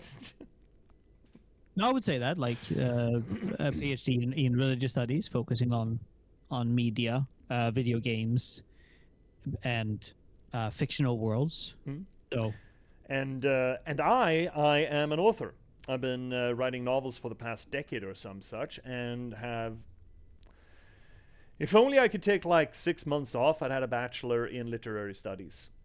Unfortunately, I don't have the time. So we do have a little bit of training. We have a little bit of habit from different disciplines to do this kind of analysis of material. So yeah, we do come at it with... I would argue we have a fair bit of validity to the reads that we do. Not to say that they're always correct, but there is some weight to it. Right? I think? oh yeah, I agree. I think that we're coming at it from a different sort of perspective to it. I don't even know what your name is, bud. Where again, not always maybe the right one, No. but but you know how to say we analyze what's on the page. Yeah, and right. see what's there. Or what we can find on the page. And it's not necessarily a matter of just getting it right. Even the incorrect reads tell us something, generally speaking. And sometimes it can highlight missing pieces or holes or poor structure in the games that we play. It's usually we have a pretty high standard of the games that we play. It's an occasion that I get a little pissy about a certain game here or there. Most at the front of my mind right now is Senua 2 that I thought kind of dropped the ball a little bit because what was on the page didn't really fit in with, well, all of the elements at play. But yeah, sometimes there is material on the page that doesn't add or actually detracts from the overarching messaging. Most often and hopefully it adds. And what you can see what's on the page and how obvious it is or how coy it is to show itself can absolutely, most definitely affect the read itself, but also does have a great bearing on how people will respond or interact with the media, even though that may not be the intention of the author. See Death of the Author. But you did mention if you wanted to check out my books, TD4, there's a link available down below. It's going to get you to J.P.S. which is my publishing company. If you're more curious, I do have them over my shoulder here. The latest one is The Girl with Raven Hair. It is a bit of a subversion of the adventure trope set in a post-apocalyptic Nordic folklore setting, which I'm really happy to be working on. I've been working on it for years and years and years, but this is the second novel that's out about it. There's a first one as well called Patchwork Sovereignty. That's more of a low fantasy folklore version of LA Confidential or Chinatown, I think. There's also a transhumanist cyberpunk thriller, if that's more your poison. But there are more descriptions and links available down below where you can get them. I'm having such a hurdle to get the Girl as a print-on-demand copy. It's so fucking stupid. So, have you seen these, Finnick? You know that I have a little bit of a table of content within them? That essentially says, yeah, there's the book. And then at the back, you have an encyclopedia. Essentially an appendix. That's all it says. That wasn't a problem with the Patchwork, the first one. It's in my printed copies. These things I have full control over. Oh, little guy. So I put in the little content list just to point out that there's an appendix at the back for people who might not know Nordic folklore the way I do. I put this in the print-on-demand copy for the Patchwork Sovereignty 2 years ago or something. I don't know, a year ago. That wasn't a problem. And then now though, I heard back from the distribution site or the publishing site or help that I use. And about the Girl with Raven Hair, apparently their algorithm considers this table of content to be incomplete now. So they won't accept it. It worked with the first book. Yeah. Apparently not anymore. I've been complaining. I'm gonna run him in the ground on that one. Otherwise, worst case scenario, I'm gonna have to remove it. But it's stupid. Yeah, that is kind of stupid. I mean, it worked before, so. Like, what the fuck? An algorithm shouldn't decide how I lay out my work. Like, fuck off. It's a print-on-demand. It doesn't need a table of content for every chapter. What the fuck do you need? That's why I have bookmarks. Who picks back up a book that they're currently reading and flips to the table of content to find where they were at? Who the fuck does that? No one. Yeah, no, I don't know. Nobody. Not for this kind of book, I feel. With an ebook, I get it. With an ebook, I absolutely understand it. With this thing, no. Let's see here. How many other quirky Earthbound-inspired RPGs have you played? We did Undertale, one run-through of it. We've also done the Freebird games. I don't know if they count, but I think they rather should. And with the Freebird games, we're talking about To the Moon, Finding Paradise, Impulsive Factory, Burp Story. And the Beach episode. To the Moon, the Beach episode. Yeah. Yes. Really good games. Sounds like we're going to have a great conversation after you finish the game. Oh, yeah, there is a Discord as well. We have a whole digest channel there where we can just splurge all the games that we played. Most recently, we talked the most about Clair Obscur because it's Clair Obscur. It's not very passionate. That makes me kind of want to buy it. Well, I mean, sure. I mean, I'm biased. TD4, look, I'm the author. Of course, I'm excited about the material. I love it with a passion. It's been writing novels. I mean, these are what I'm currently working on my 10th novel. So I've written a few at this point, and yeah, I am passionate about them. It's my calling, you know. It's what I'm here to do, or what I've decided that I'm here to do. So absolutely, I am passionate about it, most definitely. But that people probably should be. I think about work like that of their own. Save. Yeah, I'm feeling a boss battle coming up. Are we gonna fight all of these sweethearts, you think? Yeah, like all of them combined. Yeah, it's not impossible. I don't like these teeth.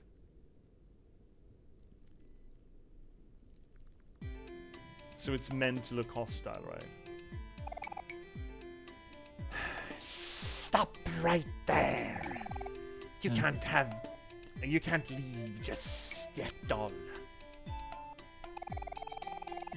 We just want our payment, darling. Can't you see how upset Marina is getting? Where's my money, lady? Give me my fucking money! No, you're not fair. Uh-oh. It's Sweetheart and those sea witches. Just leave Sweetheart to the sea witches. Just let them deal with it. Let's not pick a lane here. That's not what we're here for. We just want to ask about Basil. There's no way we're getting caught in the middle of this. Thank fuck. The voice of reason. The ever-present voice of reason. Let's make a run for it. You know what? Great idea. Let's run back the way we came from. So what am I playing after this, TD4? Oh, I am itching something fucking fierce to play the remake of Final Fantasy VII, at least the first one, because it works. As a remake, it actually adds audience expectations as a metaphysical entity into the game, and I think there's a lot to talk about there, specifically vis-a-vis remakes. But it would be a long one, and I would kind of like to maybe insert something a little shorter, because otherwise on weekdays I'm running Death Howl, like on Mondays and Thursdays I'm running Death Howl. So after, yeah, I don't know, but Final Fantasy VII Remake is there. Banishers is also on there. There's a whole short list on the Discord. We have tons.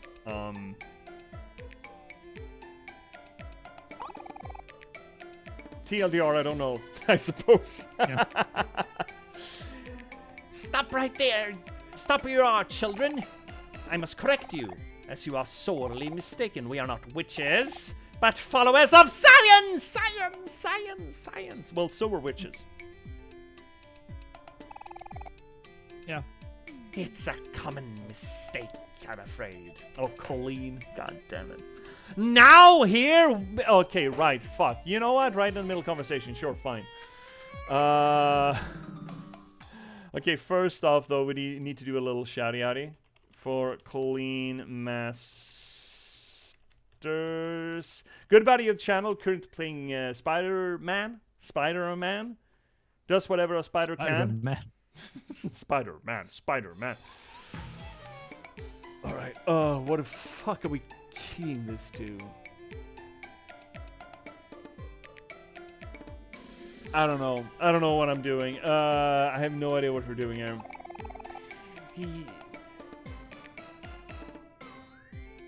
Fuck. I almost had it. Humans tend to fear what they cannot understand, and people's knowledge of science have so ever far below have fallen now. Besides, I think I know why people think we're witches. Maybe something with my snaky hair. Hey, what are you looking at me for? That aside, we have a bigger problem on our hands right here ahead of us. That is right. Where do you think you're going? Sweetheart, darling, give me my fucking money. You owe us a big, big bag of clammy, clammy, clammy clams. As if you 3% are worthy of payment. All I wanted was for you to make me a perfect match. But you've managed to fail me in 3 different ways. If you are so resistant to get your worthy clams. Your worthless clams. Did you just hear how Sweetheart just character assassinated these 3 ladies? Your worthless clams. Hey, don't listen to Sweetheart. I bet your clams shine in their own right, you know? When they're on their home field, when they're batting for the home team, I bet they're working fantastically. Don't let Sweetheart tell you that your clams are worthless, okay?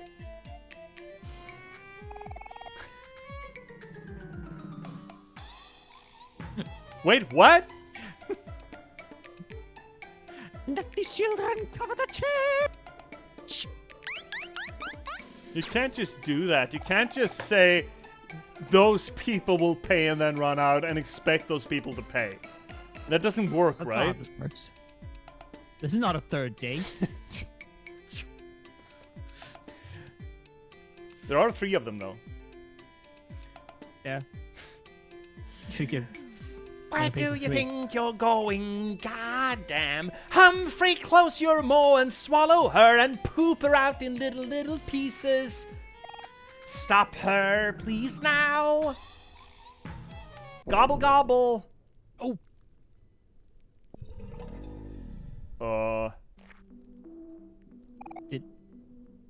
Yoo-hoo!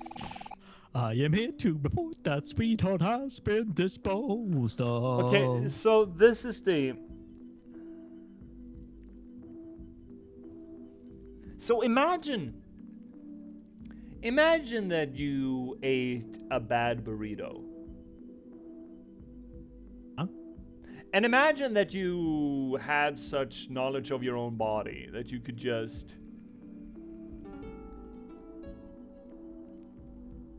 notice that and identify, okay, so this biomass right here, that's the problem. This thing. This is the problem. And then just sort of make your entire body just sort of shunt that bit. It's sort of isolated from the rest of the body. Just essentially tell all the enzymes and the acids, say, no, don't deal with this one. Don't take a bite out of this one. It's bad. Go back to your fucking watermelon over there. Yeah, keep milling over that day-old cheeseburger. Yeah. I know. We'll get something else, but you can't have this thing. And just sort of either throw it right back up and you can just consciously sort of shove it off your esophagus, or just sort of speed line it through your tummy. You're like, yeah, passing through, and make your entire intestine just sort of, oh, well, we're gonna shunt this off. Okay, oh, actually, we have a great alleyway down there in the appendix. Let's just shunt everything off in there and we can just speed that through, and you're conscious of all of that. How would that make you feel? Same thing as you know, asking me about how I feel about holes Or tubes. or tubes. Yeah, I think it's just so fucking weird. Oh, it's just so fucking weird. Humphrey doesn't seem to, you know, mind it. So, you know, whatever floats his boat. Humphrey's fucking weird. So, I'm seeing the question there, TD4, about what game, in your opinion, has the best story because you're a writer. Can we save that until the next break? It's coming up like 10 minutes. After the break, we can sort of mull that over so we get into this properly.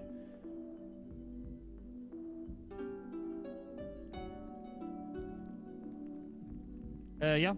I've said this line. Yeah, I'm just writing the question down so we can keep it for the break. There we go. All right.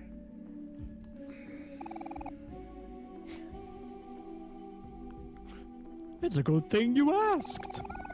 I was afraid that I wasn't going to be able to hold myself back any longer. You've been not pooping for this entire time, for this entire, what, family to make a living here? You've just put your entire metabolism on hold for these people? I mean, you know, so selfless that way. Also, this may or may not surprise you, but Sweetheart had a total balance of 0 clams on her. Imagine being able to tell the bank account savings of whatever you swallowed. That's a superpower and a half. Like, let me get a credit check. Put your dick in my mouth.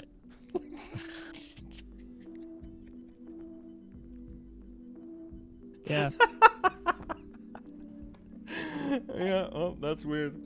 You should know how much he's eating. Do you? Okay, so question again. If you ate like, what would it be? Like haggis, and that lamb had hid like 15 clams inside his stomach, would you realize that I mean, maybe if you cut open the haggis right on the clam, you're like, oh shit, fuck, who'd thunk? But, you know, do you like, can you taste what the steak that you're eating right now ate before? I don't think that analogy is perfect, but, you know, here we are. But if there's nothing to eat, you would know it isn't there. But he has eaten Sweetheart. Well, swallowed. No clam flavor. Yeah, that's it. Zero clam flavor. 0, not a single one. Which is quite unfortunate, as I'm getting a bit hungry. Here we go. Are we finding our way out of Humphrey? That would be kind of funny. That wench double-crossed us. I knew there was something fishy about her. Well, not necessarily. She did say these children would cover the charges. She said she can't just say that. Okay, so you're just bullies now. Now you're just mugging me. Oh, yeah. Well, in that case, she's definitely paid her due. Oh, he just... Which parts of them should we sell off first? Oh, okay, great. You know what? I didn't need both my kidneys. Oh. We have an appendix. I do? Yeah, shit, we can give her the appendix. Don't be such a brute, Marina. I'm sure she meant the kids would pay us, not that we should sell them. Can I teach you an exploit after you leave this area for fun? It depends. I mean, teach me, sure. All right, darlings. Yep. Now be good and hand over your big bag of clams.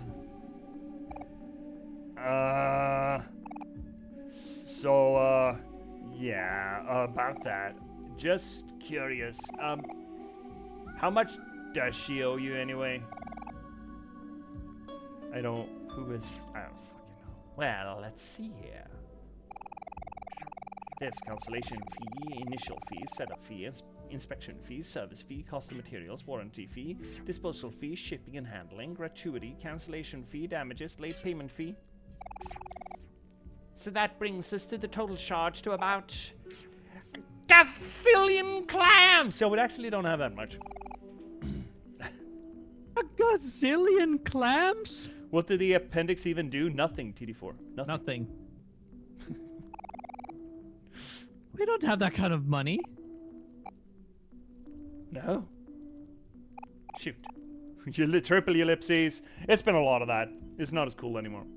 It's been a lot of triple ellipses. You see? That's almost a double triple ellipses.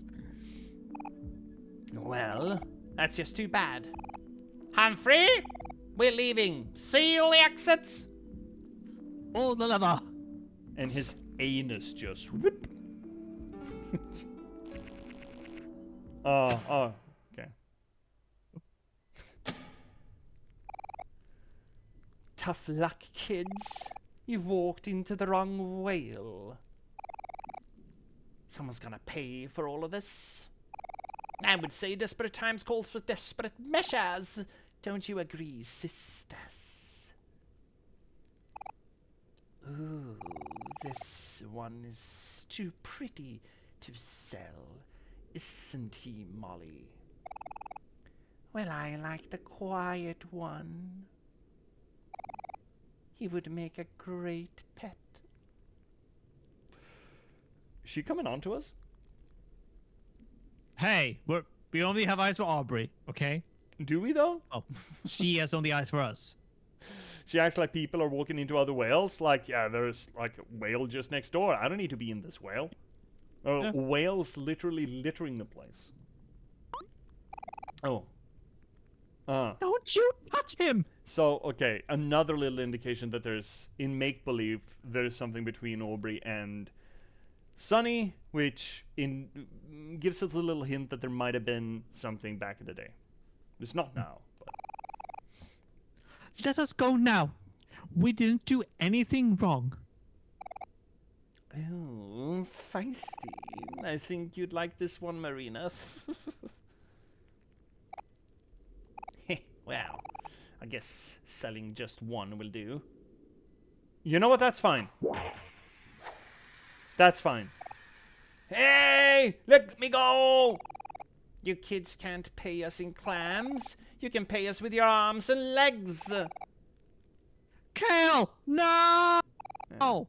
Let go of me! Put me down! Put me down! I need to pee! Ah! What the heck? He bit me! Well, what the fuck did you expect? Yeah. The fandom is crazy over the ships. Yeah, we have some followers on the YouTubes, in the YouTube archive, where I essentially just put all of these streams. We've been having conversations about Basil and Sunny, and there certainly seems to be something there from Basil's side, but we don't really know what yet. He did certainly throw a bit of a hissy fit when he learned that Sunny was moving away. Yeah, I don't doubt. This seems to be the kind of game that just brings the shippers out. Now settle down, Marina. Just a little nibble. You'll pay for this, brat. Oh, well, now, it seems that you've gotten Marina all worked up. Oh, Miss Medusa. Seems that you got Marina all worked up. Our little prey is biting back. Guys, it looks like we're gonna have to fight our way out of this place. Oh, it's a fight you want, is it? It's been a while since my last hunt. Yes, it seems like our prey needs to be disciplined. Someone needs to teach you, children, some proper manners. Oh, ads are coming in hard. For prey, you're all way too picky. Actually coming in hard. So we're gonna have to take that break. Twitch is gonna twitch. So actually, it's important, especially with the heat out there, and in here. We need to hydrate. So hydrate yourselves, cycle your fluids, and we're gonna get into this boss fight after a break and some talk, and we'll be right back. All right? Just so let some either some messages come over you, or you get to listen to some screen tunes by our good buddy That's So McDaddy. We will be right back. Boop.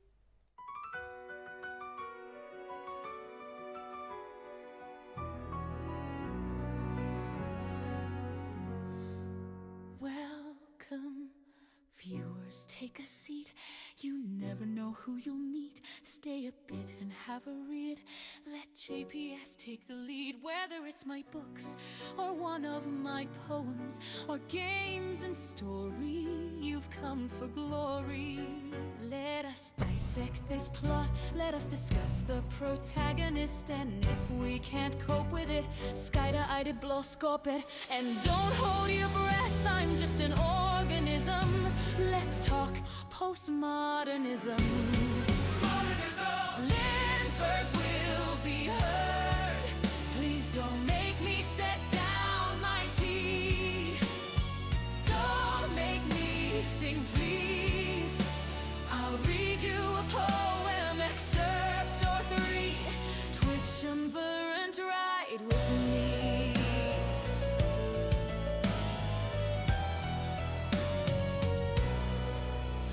me rate your game's toilet. Is there light and TP? I love playing D&D. Why do all these bottles scare me? Signalis is in demand. See me return to the Obra Dinn. Take Max Payne by the hand and catch me in Morrowind. And don't hold your breath, I'm just an organism. Let's talk postmodernism. Modernism. Lindberg will be heard. Please don't make me set down my tea.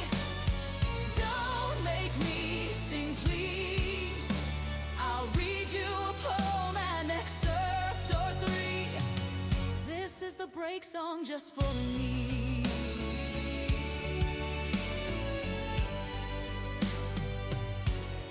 Have you seen luck like mine? They say my books are quite fine. Forks on forks to boggle the mind. Sly like a fox, check out the last box. Please see my Patchwork Sovereignty. And if you thought that was all to me, my latest release on air, The Girl with Raven Hair. And don't hold your breath, I'm just an organism.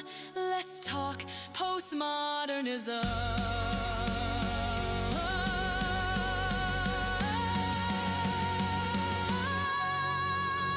Lindberg will be heard. Don't make me set down my tea. Don't make me sing, please. I'll read you a poem, an excerpt or three. The end of the break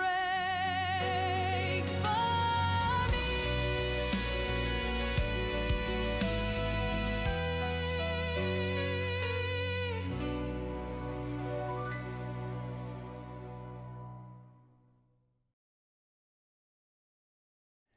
And we are back, freshly lubed up with more water and ready to go. Mhm.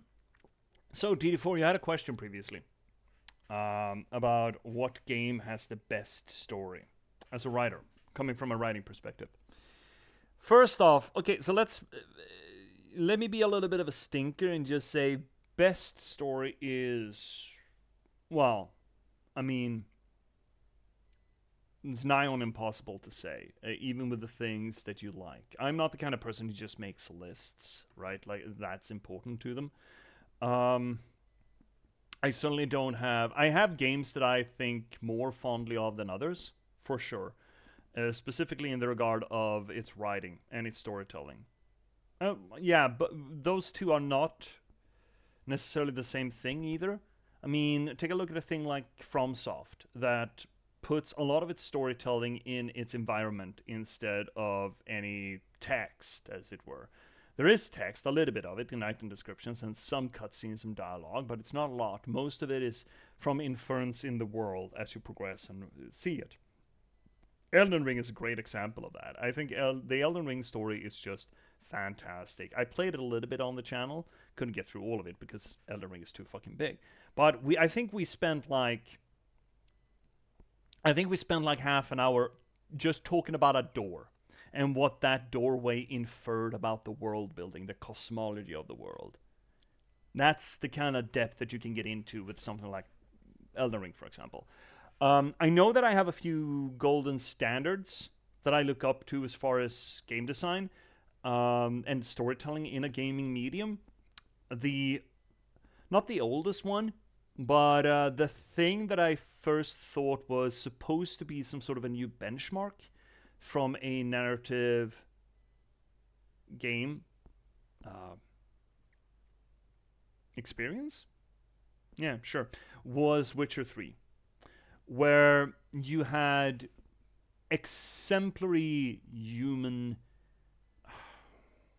Well, they had great characters. Specifically Witcher 3, because Witcher 1 has its own fucking problems, juvenile problems. Witcher 2 is another weird beast, but Witcher 3 just dug real fucking hard into specifically 3 characters and their relationships, not just with each other, but with the rest of the world around them. in with a gravitas that at least it was rare at the time, and it's rare still, even now, 10 years later. So Witcher 3 was a little bit of a golden standard, not just in how it merged gameplay with its world and even undermined the whole notion of just, give a gamer a gun and all it's going to do is click on heads. That game gives us 2 swords, but a lot of the missions can be solved non-lethally. You don't necessarily need to just murder everything just because you have swords. So Witcher 3 is for sure up there somewhere if we're going to go by something a little bit more modern. We replayed Max Payne 2 that I have a dear fondness of since way back when it came out in like the early 2000s. And I love Max Payne 2 to death. Now, that is an iterative thing. I mean, it harkens back to your noir material, some Bogart stuff. It sort of plays with a bunch of other references to it and does it in a way that, well, some of it may not have aged really well, but I still think it's a very good example of what it's trying to do, and it does it really, really well, storytelling-wise specifically. I mean, Clair Obscur kind of sets a new golden standard in accordance with what Witcher 3 used to do, with just everything hitting in concert with one another. The gameplay, the storytelling, the art direction, the music, everything just fires on every fucking cylinder in the same direction. Love Clair Obscur to bits, but it's a little bit of a low-hanging fruit considering all the drama surrounding it in the award ceremonies. How it won pretty much fucking everything, which deservedly so. So I'm instead going to bring up another little... And of course you could talk about the Freebird games. The Freebird games, though, even though they're really, really, really, really fucking good, they do have a few elements that I mean, the gameplay elements suck. And also they are a very distilled thing, and they're doing one specific thing. If you want to hear about something, I mean, if you haven't played the Freebird games, TD4, highly recommend them. They are absolutely fantastic. We will play them again here on the channel at some point because the first 3.5 aren't documented in the YouTube archive, so we will have to do that at some point. But if you want to get one that is a little bit of an odd man out that you might not have heard of, that we have played 3 times on the channel, we do have a playthrough on it on the YouTube archive now, finally, is Signalis. That is another game that fires on every fucking cylinder. It is coy as all hell with its storytelling. It works... It shouldn't function the way it does, but it kind of makes it work for it. It plays around with a bit of a David Lynch-esque Mulholland Drive atmosphere to it. It feeds itself on way too much referential material to a point where it really shouldn't function, but it does. And it tells a story that is absolutely fucking heart-wrenching. And you only really get to the heart-wrenching part, like, a few days after you finished it for the first time, and you start to slowly realize that, oh shit, this is gut-wrenching. And I love Signalis with a passion. So that's a few of the games that I've thought have done storytelling from an absolutely supreme way in gaming for the past, I mean, technically that's over 2 decades time. That's not a exclusionary or full list, by the way, but they are what I can think of at the top of my head. Finnick, do you have any other examples? I agree with those that you've mentioned. I want to bring in some honorable mentions to this, which for me, I would say... I'm sure there are plenty. Yeah, exactly. The Last of Us, for me, first game. Yeah, I mean, I haven't played any of The Last of Us. I keep coming back to that as a example of ludonarrative dissonance. With how many people Joel kills, despite the fact that the people who are left are the last people. Like, maybe not be quite as homicidal. I know they make a point out of it for his character, but still, it kind of normalizes just murder in a way that I find it weird. what else was I thinking of that I was gonna say? It was like one more that I was talking about. If I do remember it, I'll bring it up. Yeah, sure, Um, sure. I mean, first Senua.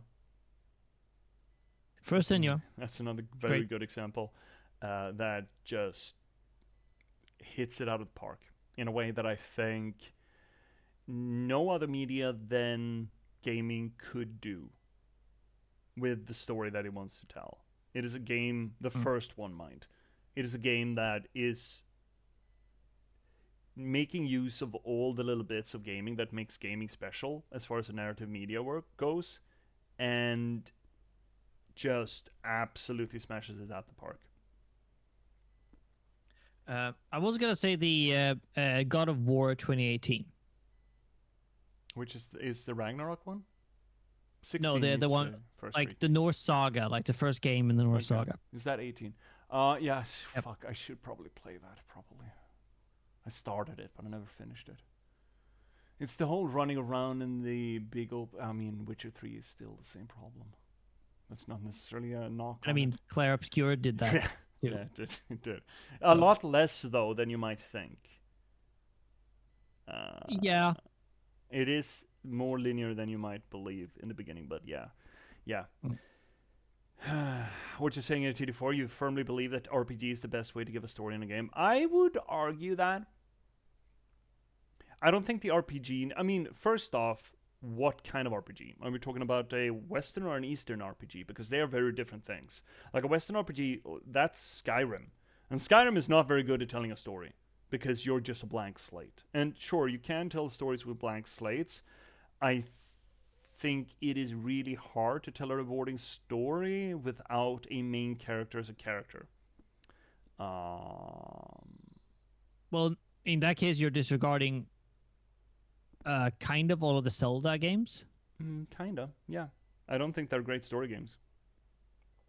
Well, They were early. I would say I think that they've started off like Breath of the Wild. I think it's a really cool story. Not for story.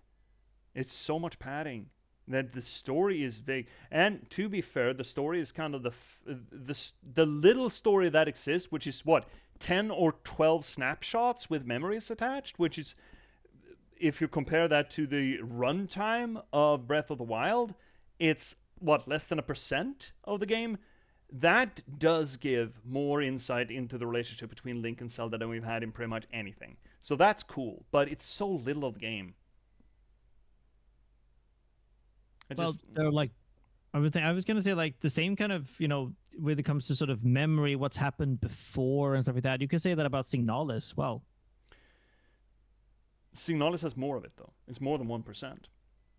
It's not that it's a memory. That's not my problem. My problem is that runtime wise, it is such a minuscule bit of the game. Yeah, I guess the story itself. But again, it's sort of like it's built that way. It's built as a detective sort of story. What has happened before? How has that affected the world? What is this history sort of here? Yeah, and also fucking around and just hang gliding. If we're gonna congratulate a game on its storytelling, I think we need to congratulate the entirety of the game, or at least grade it on some sort of. I mean, all games have padding to some extent. Like even Senua had bullshit fights. So like, oh come on, let me just progress. But the amount of time you spend in Breath of the Wild, the story elements that are there are neat, but more neat than most other Zelda games. But it's so little in comparison. So little. They are darling segments though, but so short.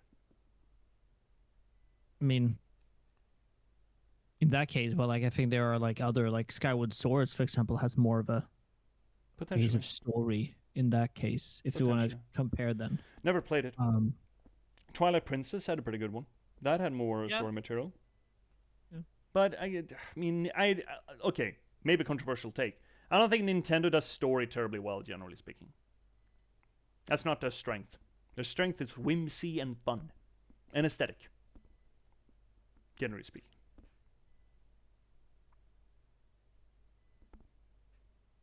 I don't know if that's a hill I Yeah. want to die on, but Yeah, I'd say that's a big generalization.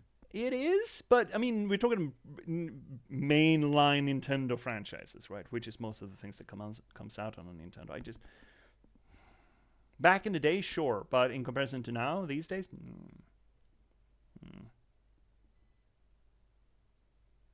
Yeah, I think the most story heavy they have is probably Zelda in that case. Yeah, and even that. Obviously, I believe Nintendo story peaked at GBA and GameCube. Maybe. Yeah, Wind Waker is a cool story. I never played that one. Played Twilight Princess and hadn't played anything since Link to the Past, I think. But the whole thing about RPGs being better at telling a story, I don't know if that's true anymore.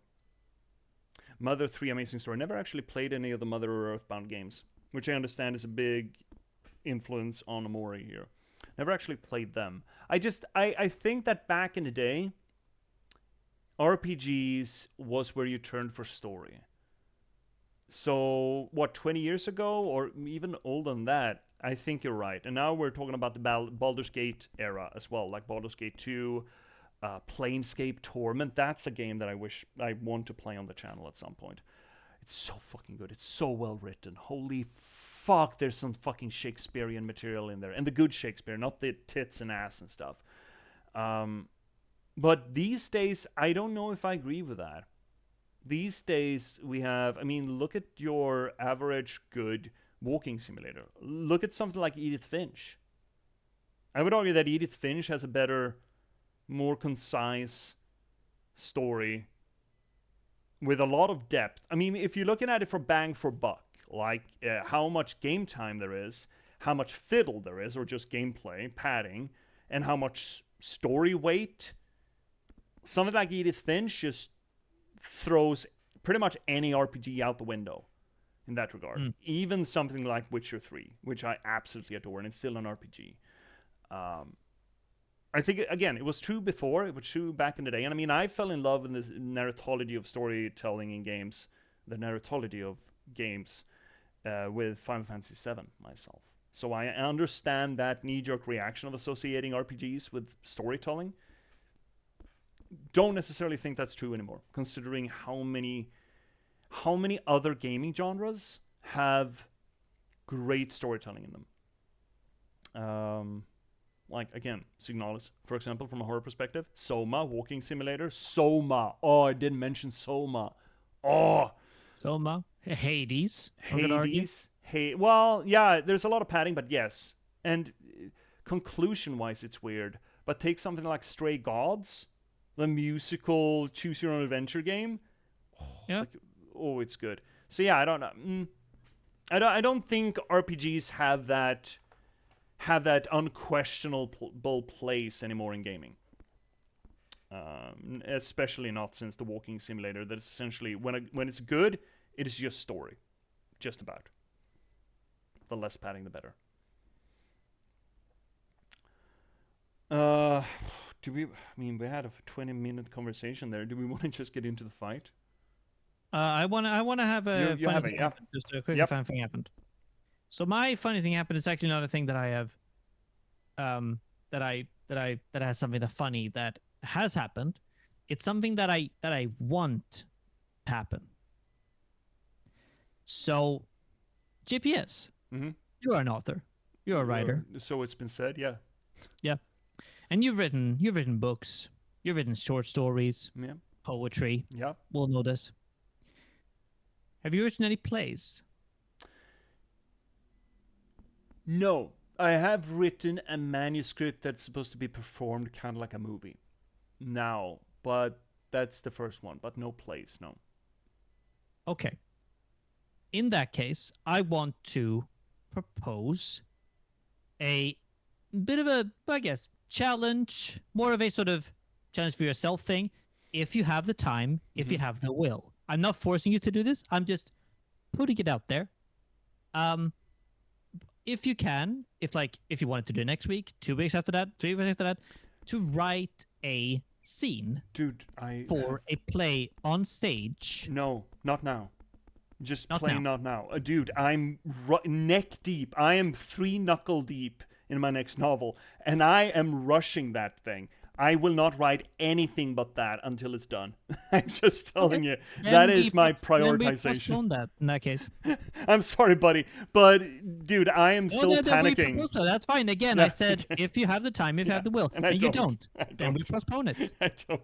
I need to put all of my creative juices to that project before I start working properly in September. So, just big warning. But it would be a fun exercise. It would be an interesting exercise. And I think my writing style could lend itself well to it because on occasion I just lean hard into dialogue. I've written short stories that are exclusively dialogue, kind of like Waiting for Godot. So it would be interesting, and I think I could bend that way. The theatrical way. Yep. It sounds like I'm bi-curious or something. Yeah. Well, with that out of the way, then we can go back to the game then. Okay. Well, we also have a question for a poetry reading. TD4, there's actually a redeem for that, but you can get one. Do you want one of mine? It seemed like you reacted to the idea that I have written stuff. Boom. Yeah. Ah, poetry in motion. Cryptics showing the way. Right. Shit. All right. Let me take a look. I did kind of pop at this thing not that long ago. Sort of started. I have recited it previously on the channel, but I just spontaneously started. Singing it, but reciting it or performing it, I suppose.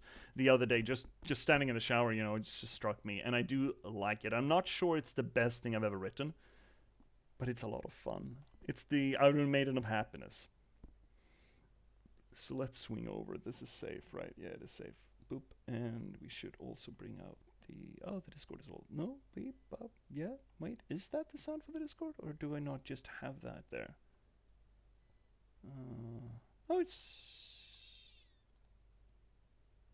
It's fine. All right. So this is one of them. One of the few pieces of poetry that I've got made. It's old, but it's still a lot of fun. But it does need to be performed properly. Otherwise, it just reads weirdly. What's the matter, fellow stranger? Could you so look any grey? You're feeling gloomy, feeling sad, feeling lonesome, lone and mad. Has your life lost all its muster? Can you hope no longer muster? Your heavy footfalls do well belaying the sorry truth I'm to you saying. This won't do, this woeful dirge. You must change, I gravely urge. No one wants to see your sorry state. No one cares about your sorrows or your fate. But you should not worry, fellow stranger. I know the right product for you, I wager. It's a wonderful little contraption, and it'll spare us all your dissatisfaction. I present the Iron Maiden of Mirth, a popular item on this our sweet earth. It hides your true mood in a shell that not a soul will be able to tell. I promise it'll hide your blues away before friends from you further stray. I promise faking is better than failing, and no one will like you for your wailing. Just keep wearing it, keep pretending it'll look nice, though nothing mending. All of your smiling for you it'll do, and a much better you it will easily construe. Mind not the draining inward thorns, the damage they to you do no one mourns. What's important is that joyful you will seem, and that no one will hear your inward scream. You'll entice laughter, you'll warrant cheer. While you wear it, you'll have nothing to fear, because this hollow exterior everyone will prefer, as the thorns inside slowly kills who you were. And if one is even fooled enough to love, then the illusion you can never dispose of. For is it not better to be loved as a fraud than never to, because you are flawed? I fucking love this one. It's so horrifying. Oh, I love it to bits. Reminds me a bit of the the I have no mouth that I must scream. Is that a poem? Isn't that a game too? No, it's a monologue. It's a monologue? Yeah.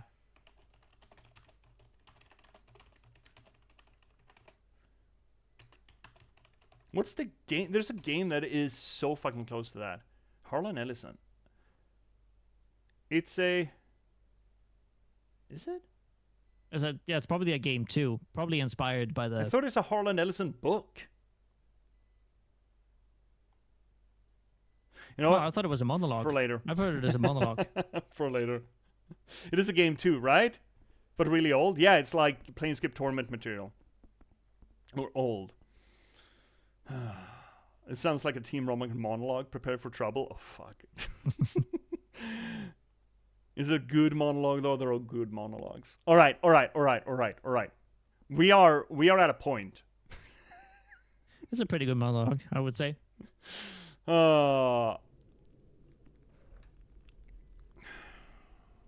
This is triple trouble. Fuck these sisters.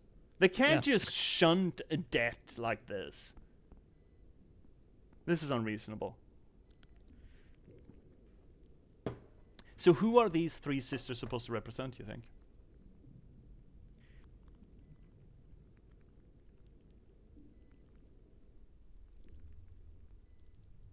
Do we have any association to who that might be? Because we've talked about who Mr. Jawsome, or what Mr. Jawsome represents. We talked about what Sweetheart represents. We talked about what Captain Space Boyfriend, ex-husband, at this point. Yeah, Captain ex-boyfriend. The captain. Or Captain ex-husband. Yeah, The exactly. captain.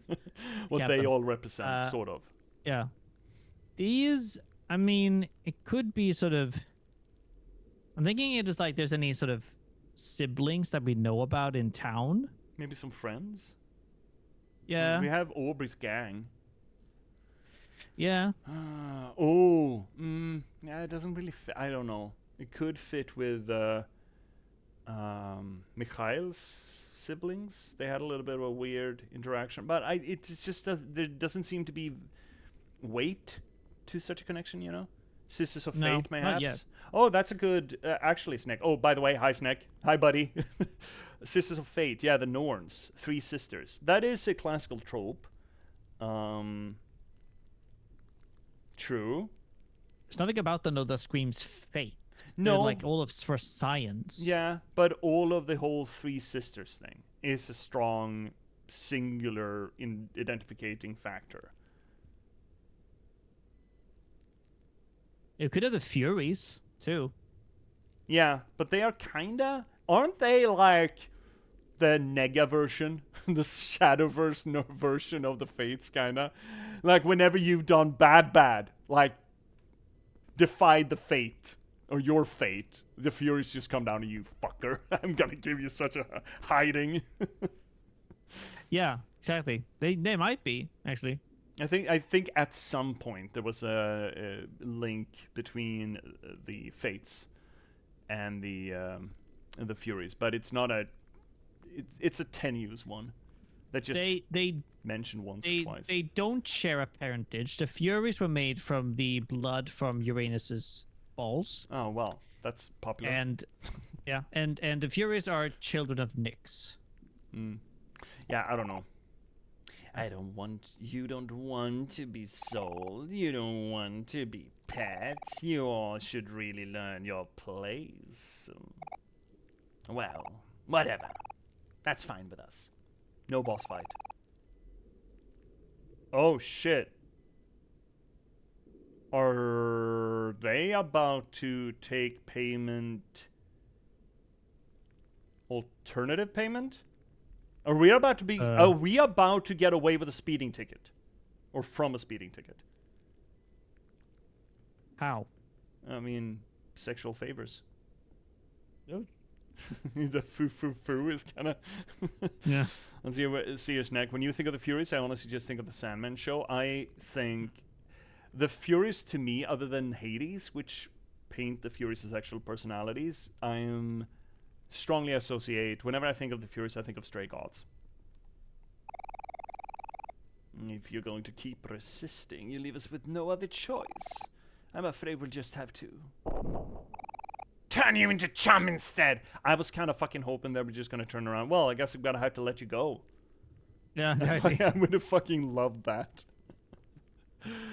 Yeah, right. That's kind of what I was hitting at, TD4. It sounded like a seduction there. There are other ways that you could pay. Yeah, Omori's a 16-year-old boy who hasn't seen anyone in 4 years and regresses himself to the point of like 12 or 11.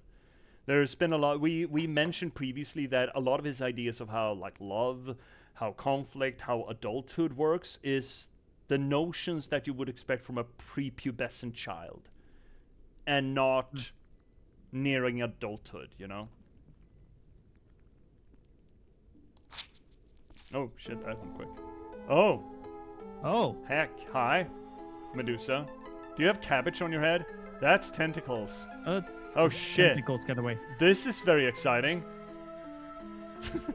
Except for that, maybe. Oh. Doesn't she have pincers?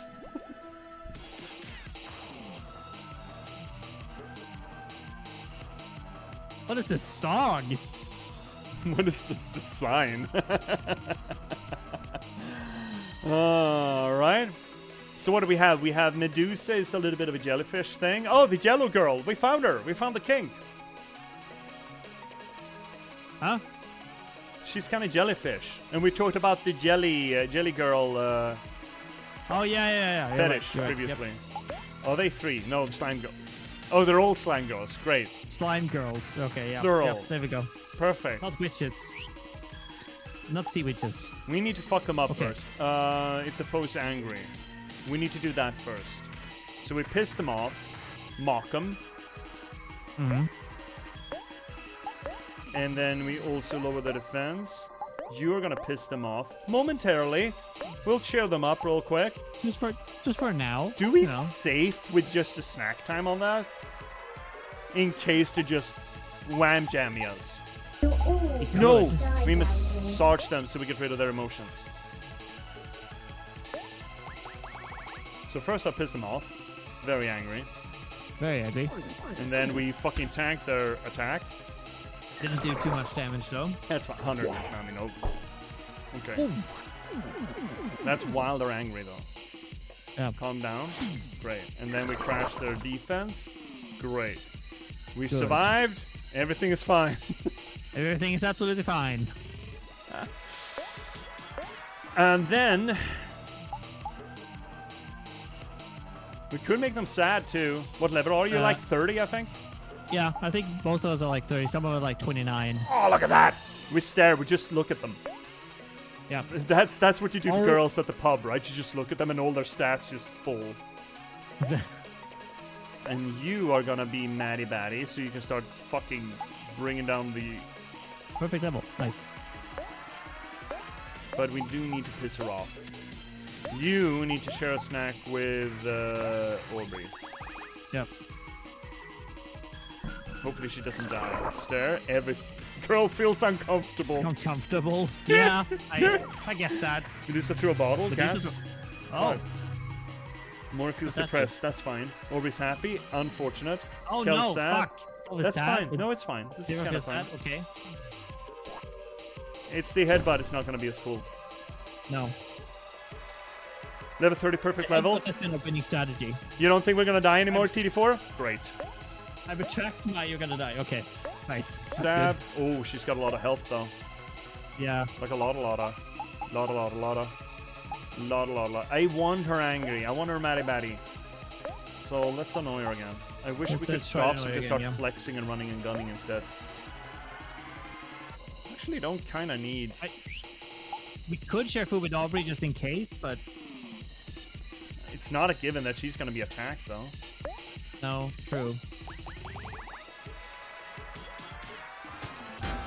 Stick her in the tit. Nice. Good job. Good job. Sticky fingies. That's that's fine. a lot of juice. A little bit annoying. Yeah. And boom! Fucking right in the tit!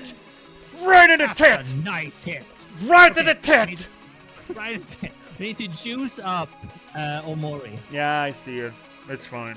He doesn't use a lot of juice anymore. What's the most amount of damage you've done? Not bad. I mean, if you're not counting the limit break, about 400 or 500, I think.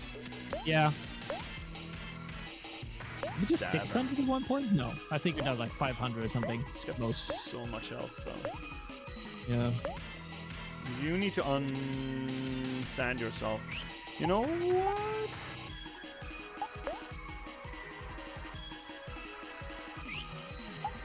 No, you know, the flex works. And then you massage his sadness away. And we'll be fine. Ah, god damn it. Mori's angry. He's angry. She's enraged. That's fine. That's Kel's fine. angry. That's fine. He's angry. He's happy. He's that's happy. fine. So it's just random fucking emotions, okay?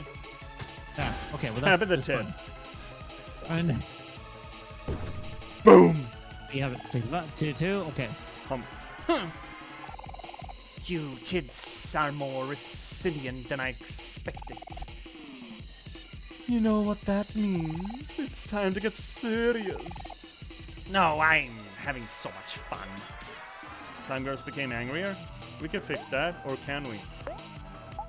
Painful truth, make them sad, make everyone sad. She's so sad or mad. You run gun. TD4 just to put a strategy in the chat. Yeah, so Kel Nuke is coffee plus happy plus flex plus run and gun. And in the most optimal situation, he can do 10. Hey.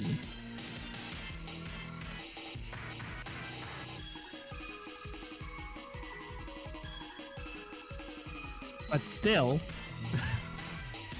Fuck me swinging. She needs healing.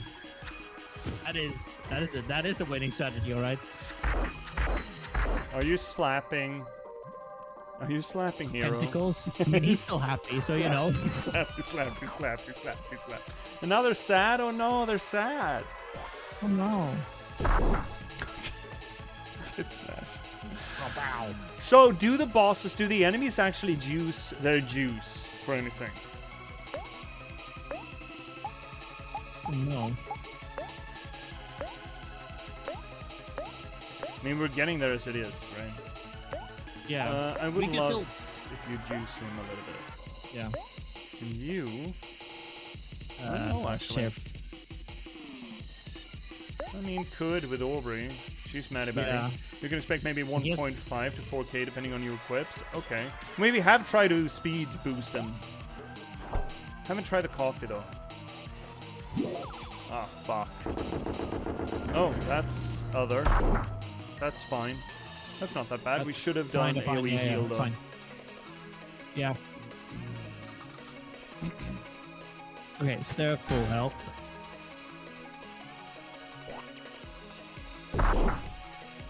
Nice. Hey, Medusa, are you thinking what I'm thinking? Yes, sister. I think it's time we switch things up. Yes, relax, children. This won't hurt a bit. They are kind of horny. Heart and juice was mixed. That's fine. That's actually kind of Not good. ours? That's fine for us. Yeah. Yeah, it's okay for us. We need a mass heal. Coffee.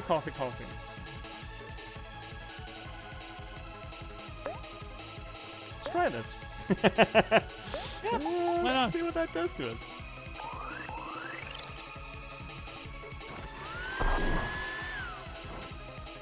Please don't die. Oh my god. That's Water. that's a bee What a stick clutch. away from dying. Yeah. Stabilize. Stabilize. Jesus, I fucking love yes. the headbutt. It's so good. Well, we have 10. We have 10 for special. No shit, then he's just attacking. Good of you to let me know. I keep forgetting that one. And now you are flexing. You are... I think we're snack timing again. Yeah, probably. Okay, be ready to And- pull the... yeah. He's dead. Oh my god! How fucking dare! Oh my god! Yeah, There we 3 minutes go. energy. 69, nice. Nice. Power of friendship. Attack those girls with power of friendship. Boom.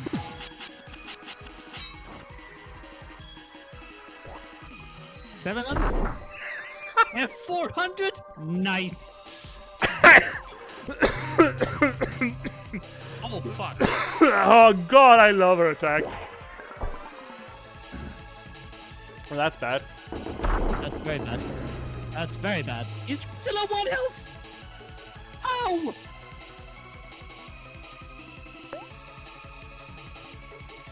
Okay, no one has any Jews left.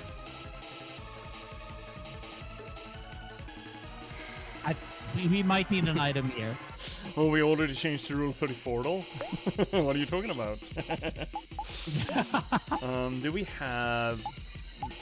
Give everyone juice?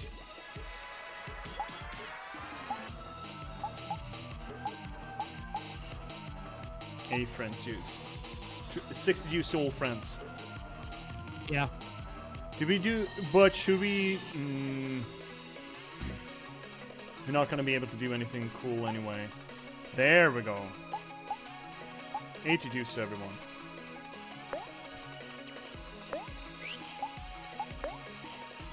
You're coming in late anyway. You might as well just hit him. You're coming in first. You're healing everyone. Do we have any... Just give everyone life. Orphan, heal. And one Juice, help friends. to everyone. We have fucking Happy Meals and shit, right? Surely somewhere. There's the thing. There's the whole pizza. Ass pizza. 8/8 of the whole pizza. You need to reflex or just flex. Here's the thing. He goes first. I feel an urgent need. We can't use any skills anyway. So I feel like Flex the best again. he can do is Yeah, just... we can't. We can't. Flex again? Flex. No, we can't. We don't have no juice. We can't this turn. So he might as well just attack because everyone, unless we pop another, everyone gets a little juice. So 80. You can do another melon smoothie. Okay. Yeah, good. Just stabilize. Stabilize, stabilize. Stabilize. Stop it. That's fine. That's Yeah, it's just annoying. okay. There we go.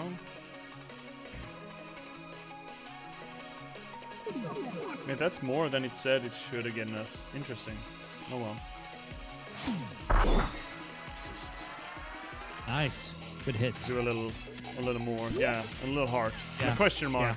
And a thumbs up. And a big heart! Thumbs up. Nice. In happiness, she swung. Alright, now we're fucking trucking with gas. Yeah, now we're trucking. Poor girls are not going to survive this run. Oh, he's used to one thing block on screen. Okay, I see.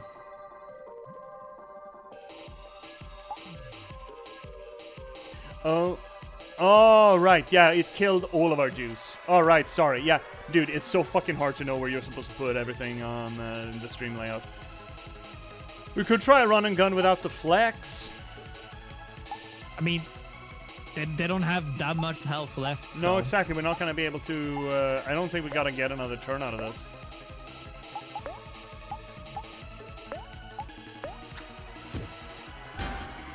That's without flex. That's without flex. Hell yeah. You kids are a lot tougher than you look. This is much more trouble than it's worth. Sigh. What a predicament. How will we feed Humphrey now? With, I don't know, fucking Yourselves? cheesecake? Well, that was... I think that was the easiest fight we fought.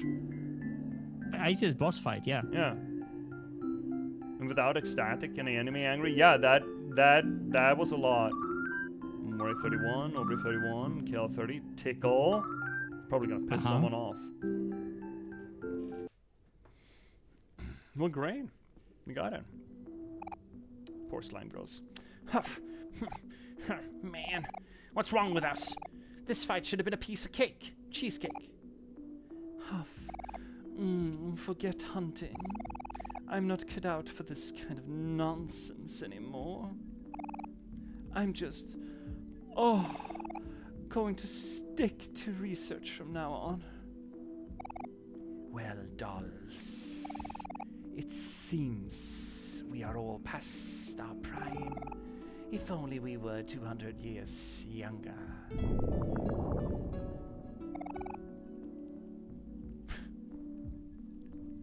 Not to alarm you all, but I'm afraid my appetite is getting much bigger. Yeah, I mean, TD4, Omori is putting everything in the world in here, right? He made these 3 girls.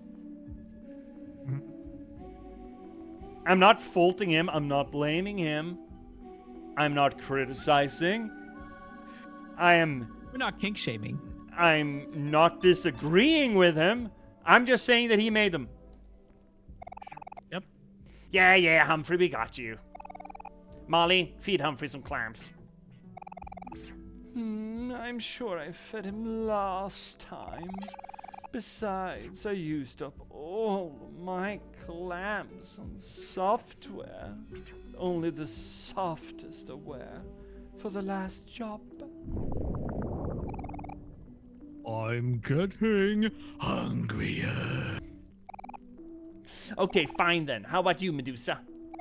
Well, I wasn't expecting to feed Humphrey again so soon. If memory serves me correctly, isn't it your turn to feed him, Marina? J.P.S, I don't like that first voice, but it's a bit lustful. Look, I know my mommy voice better than I know my daddy voice, okay? The mommy voice is a specific thing. It's a very distinct thing. We know it by Bayonetta. Bayonetta taught us, all of us. Still haven't played any of those games. Oh, wait, is it? I thought it was Molly's turn.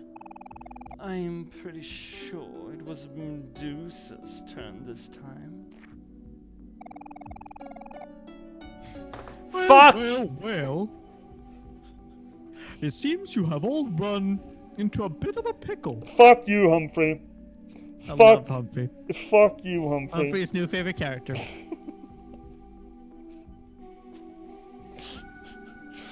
What can I say except I'm welcome?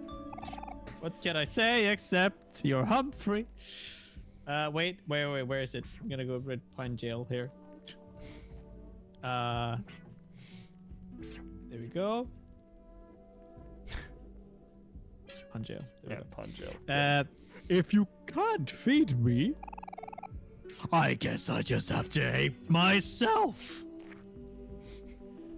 Look, Humphrey's an interesting character. I just hate the idea of him.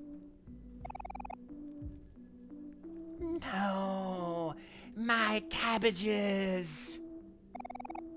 What are you gonna do now? Humphrey's gonna digest everything. Perhaps we should plan an escape. Maybe we should move the fuck out of here? Yeah. We've already expended so much energy. Perhaps it's finally time for us to swim with the fishes. Oh, hey. I hate this. I hate this. This is some The Thing bullshit where every surface, every little bit of the soft tissue can turn into mouth at any given point. Yeah. And his teeth, his inside teeth are just more Humphreys. In fact, this is not okay. Who hurt you? Did you notice that when his mouth opened, those were not necessarily his teeth. It was just filled of Humphreys. Yeah. Fuck that.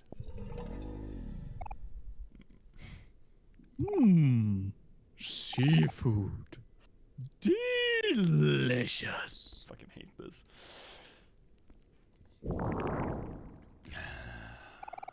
Humphrey's out of control. Oh, we gotta get out of here. Keep calm, everyone. Let's look for an exit. It's an exit. Alright, shippity bop! Dude, don't do me dirty like this. Don't do me dirty. You don't fucking dare. You don't. Oh. Oh, shit. That's a lot of Humphreys, though. That is a lot of Humphreys. Why did we think it was a good idea to step into a whale's mouth? I think we gotta go back. Yep.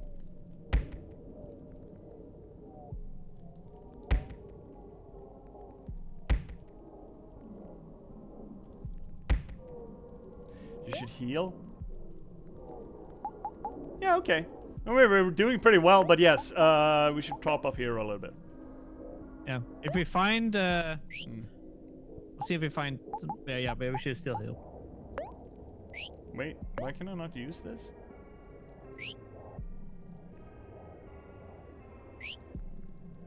Okay, fine. I'm just gonna give you something to nibble then. We got bread still, right? Yeah, look at all this bread. There's so much bread. We made bread early on, and we're still living with it. Oh, wow. Oh, look at that. Ah, fuck. Cutscene. My friends, may I say you all look delicious right now? Humphrey, stop this. Haven't you eaten enough? We promise we'll feed you later. He is very big. But you can feed me now. Just let me eat you. Time to feast. Time to feast. Time for you to be deceased. Please don't eat us, Humphrey. I don't want to be eaten. Well, it's a bit too late for that, isn't it? You should have thought of that before you walked into my mouth. Yuck, yuck. That is very true. Well pointed out, Humphrey, actually. Good point, good point. It's no good, guys. I don't know if there's any... there's a way out of here. Don't say that, hero. Yeah! We can't let it end like this! Yuck. Yuck, yuck, yuck, yuck. Oh, there's no need to struggle, children. Then again, it's always more satisfying when you prepare your own food. Now, all of you just sit still. The preparations have already been made. Dinner is being served and you're on the menu. Oh. 2 bosses, eh? Time to feast, time to feast, time for you to be deceased. You're enjoying this way too much. Okay, seemingly we are at full health, which is good. So we're just gonna do the regular, just ruin his attack, ruin his defense. We need to make him pissy to make OMORI's thing work. And you are... You will be running lastly, so let's just fix... Yeah, let's massage him away. Yeah, we're actually gonna make him sad just after that, so it's fine. Okay. Just hit. Just fucking smack. Prepare for a long fight, I don't like that. Oh. Ow. That was him being angry, though. Yeah. Just heal OMORI a little bit. There we go.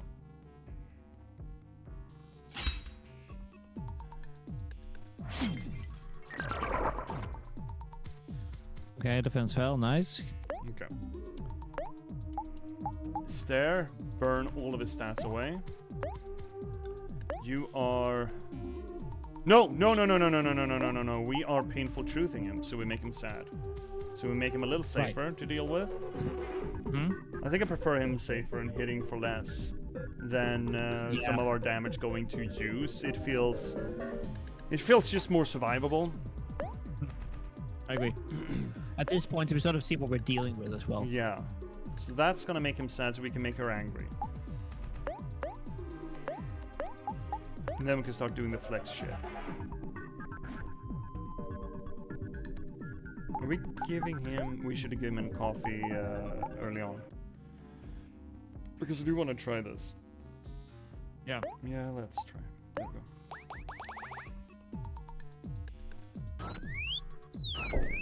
Stop. That's annoying.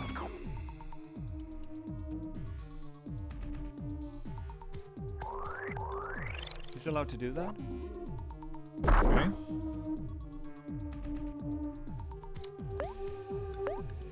You're not. Now we're staring. And you can just keep headbutting, and I guess you're...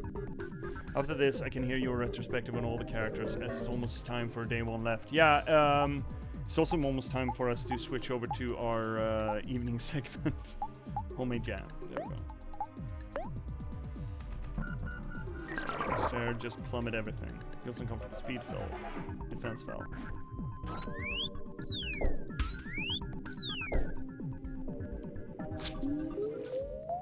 Okay, good.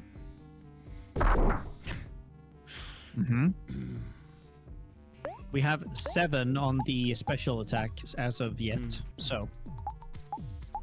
Okay, now we've done everything we need to with... Actually, are we... doing this now then? Let's try that. Yeah, we should probably beat him up and then do flex. She's gonna attack last, which means that I will have time to get a heal in.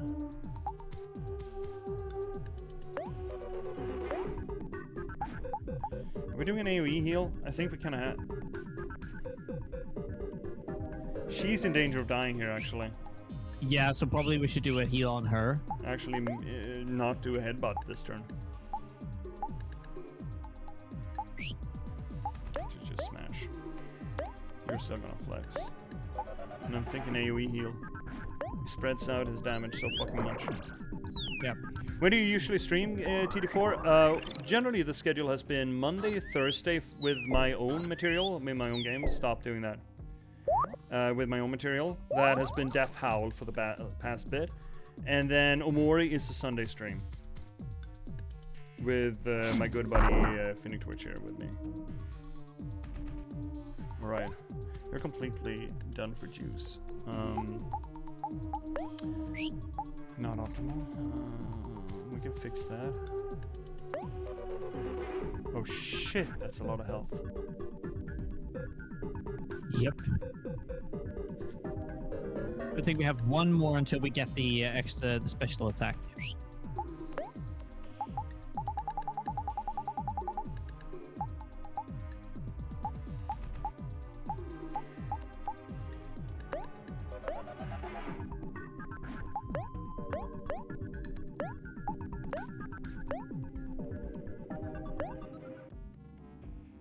Kind of needs to spam the AoE heal, I feel. Ads are coming up, chat. Take cover.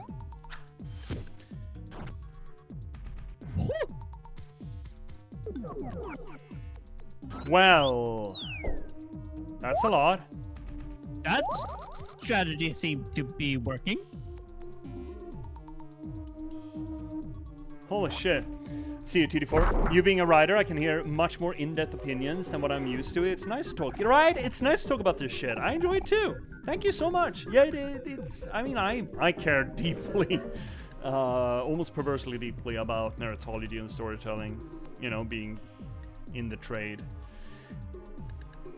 The final fight has just begun, but can you win if we work as one? Idiot. Huh? Oh, I hate that. Here's a question. Is his stats still tanked? Or do we need to you know, that's... I think we... Skull doing Skull things is always fun. Thank you, Snack. Skull doing Skull things is what Skull really should be doing. Shouldn't have to do any other nonsense. Well, you know what I'm seeing? What are you seeing? I'm seeing 10 on the limit break. So we're just gonna attack with OMORI. Yep. And you're gonna flex, and you are...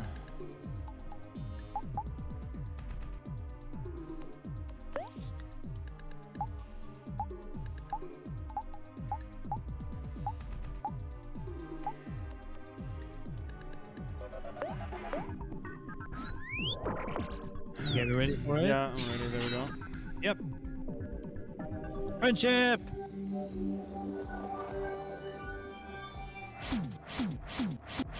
I really just want to save here. This is gonna do less damage than Cal. Still 1,000. Yeah, it's good. I'm just saying it's less damage than Cal. That's all I'm saying. Yeah. That's not Oh, you got so bad. ads? Okay. Yeah, ads are coming. Yeah. Yeah, so many faces. I don't like that. I don't like the question. Oh my god. He is losing health though. That's good. Now Kel can hopefully do a donk. Yeah, he should probably be happy though. I think that was the thing that sort of made the attack That even gives stronger. a crit chance. That's what that does. Yeah. Doesn't up the dammy.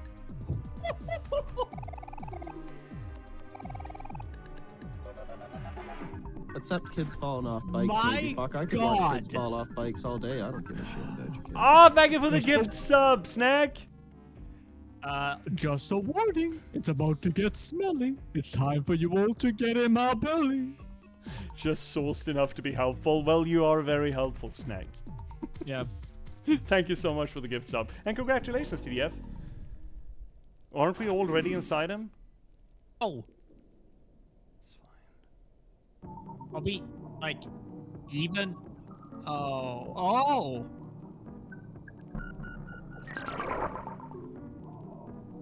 Yeah, we do need to reset him. So we're just gonna do the stairs. We're saving his juice for the stairs. So that we can tank him. Which means that we don't actually need to be depressed. I feel that this is his last. I feel this is his last. Dude. Did you Because have it's to? just Did you Humphrey. fucking have to? Did you fucking have to? I'm knocking on wood. I'm knocking on wood. Okay.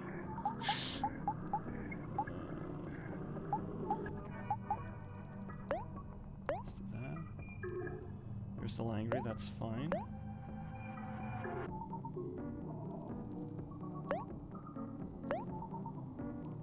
Did we flex last? No, we didn't. We ran in and gunned it. I feel like we need the damage on him. And we need a snack time. Yep. We need to get him up. We need to get rid of this depressed shit. Because we need to be able to do the stair at any given point. Right. That's fine. That is fine. Imagine when we work. fought 300 damage was a lot. Yeah. It doesn't matter how quick or how slow. The more you struggle, the deeper we go. That's not okay, Humphrey. That's not okay. How are we going even deeper? That is not okay, Humphrey. Swallows everyone? We've already been there. Done that. Okay, we're alive. We're alive. Okay. Aubrey, please We got don't 10. We got headbutt. 10. We got 10. By the way. Oh shit. Okay. That's fine. You are not headbutting. Are you healing yourself? No, you're so late. You're even after hero. So.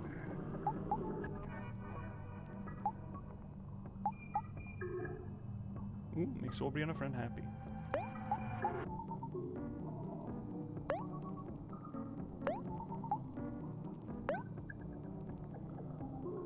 Yeah, you got gifted. Yeah, you got ads, TDF. Yeah, or TD4. Snake has a Snake has an allergy to ads. It's like Luden. Can't touch him. Can't be near him. Share food with you. And hopefully she doesn't die. Jesus fuck. Nice. And then we release energy. Fuck. Oh yes. And that is not a crit, mind. We need to buy more No, coffee still- at the earliest Yeah. convenience. Yep, I agree. I agree with that.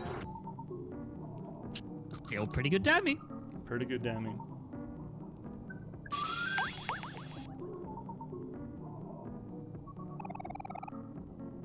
Just relax. There's nothing to fear. Hey, Omori. Is it getting stuffy in here? Fuck you, Humphrey.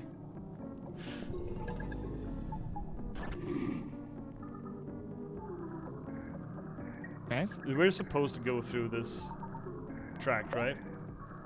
Yeah. I think, yeah, we just need one of those, like hits on him, like, again. And swing him away from the press, maybe? It doesn't help if we're not stabbing, if we're just staring. Yeah. You're doing the thing, and we're all healing. Gel, do the thing. I actually rewatched both Avatar shows not that long ago, and I'm so happy for doing it. It's such a good show. Julie, do the thing. Do the What does Humphrey represent? I mean, we talked about it a little bit, about his self-aware. He's essentially self-awareness. Oh, actually, that fits with him eating us, too. The idea that being self-aware eats at you. If you're aware of what you've done, if you're aware of who you ran away from, what's happened to you, if you know what you... If Mori at this point knows exactly what he's been doing, he's been shutting himself away from the friends that needed him. As Aubrey said earlier, where were you? I suffered through this for 3 fucking years. You can't come here now, after 3 years, and expect to just patch things up. Where the fuck were you guys? So, guilt, there's tons of guilt involved in this. It's also the realization of how childish his behavior has been towards his trauma. There's a bunch of fucking shit. And you know what guilt does? It eats at you. Woo! Self-awareness eats ya. I've been explored 4 years. Okay. I mean, I thought it was 3. Either which way. I always saw it as a suppression of truth or his blanket. I'm thinking, considering the whole self-awareness angle, if that's the read we want to lean into, and I'm really liking that read, it would be more, it eats you up.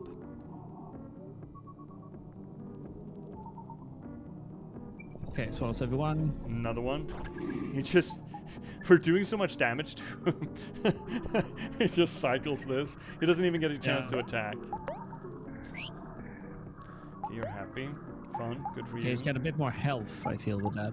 Nah, no, well, we're Or something. tanking his fucking Okay. poor health. Did you flex with I think Kel? so. We will be able to tell depending on what marker the arrow is at. Okay. Stare again? I don't think we need to. Just attack him.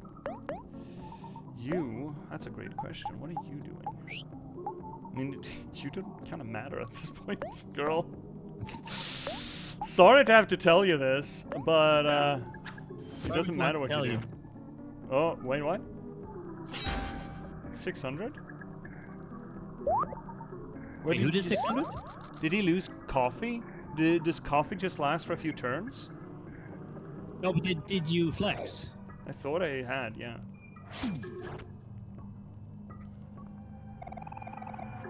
Are you higher level than most here? We haven't. Give up, my friend. I'm afraid this cycle will never end. It will when I come up to your poop shoot. We haven't really ground. We've just played. Yeah. Cover last for the round. Okay. Why have we kept doing so much fucking damage then? That doesn't scan either. No. We take another cough, maybe. I don't know. We don't have okay. anymore. We can attack him with the super attack. Yep. Okay. So it's attack for you. Just attack. That's what you did last turn. So you're flexing. You are healing everyone because I suppose that's what you do here. And I'm ready for the super duper. Yep. There we go. Super duper. Friendship for the win.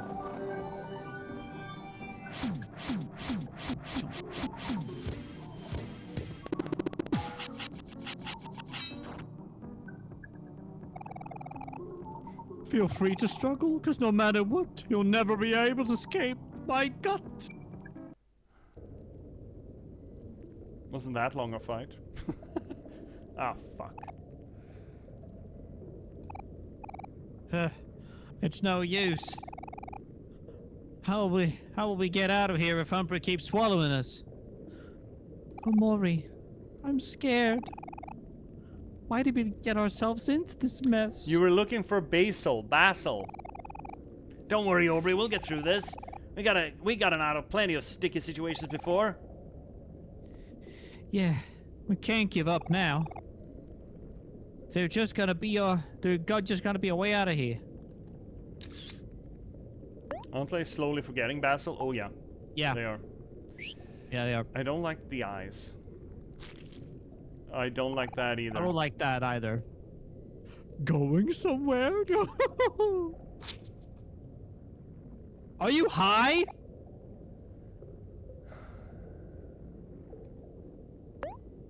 That is cursed. That is actually cursed. Yeah. Yes, it is.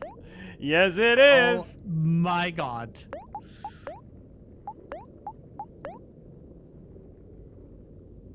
I don't like how textural it is. I don't like how textural the tongue is. Oh. Okay. You know what? That's fine. That's fair. That is fair. That is fine. That's fine. Oh, Good job, God. Gabe. Good job. That's good. Good job, Gabe. Oh, you stab him in Good the job. fucking tonsil. Fuck. Yeah, that's all we needed. 10,000 experience points. We killed a whale. 2,000 clams. He had 2,000 clams? What are you so fucking hungry about? Jesus.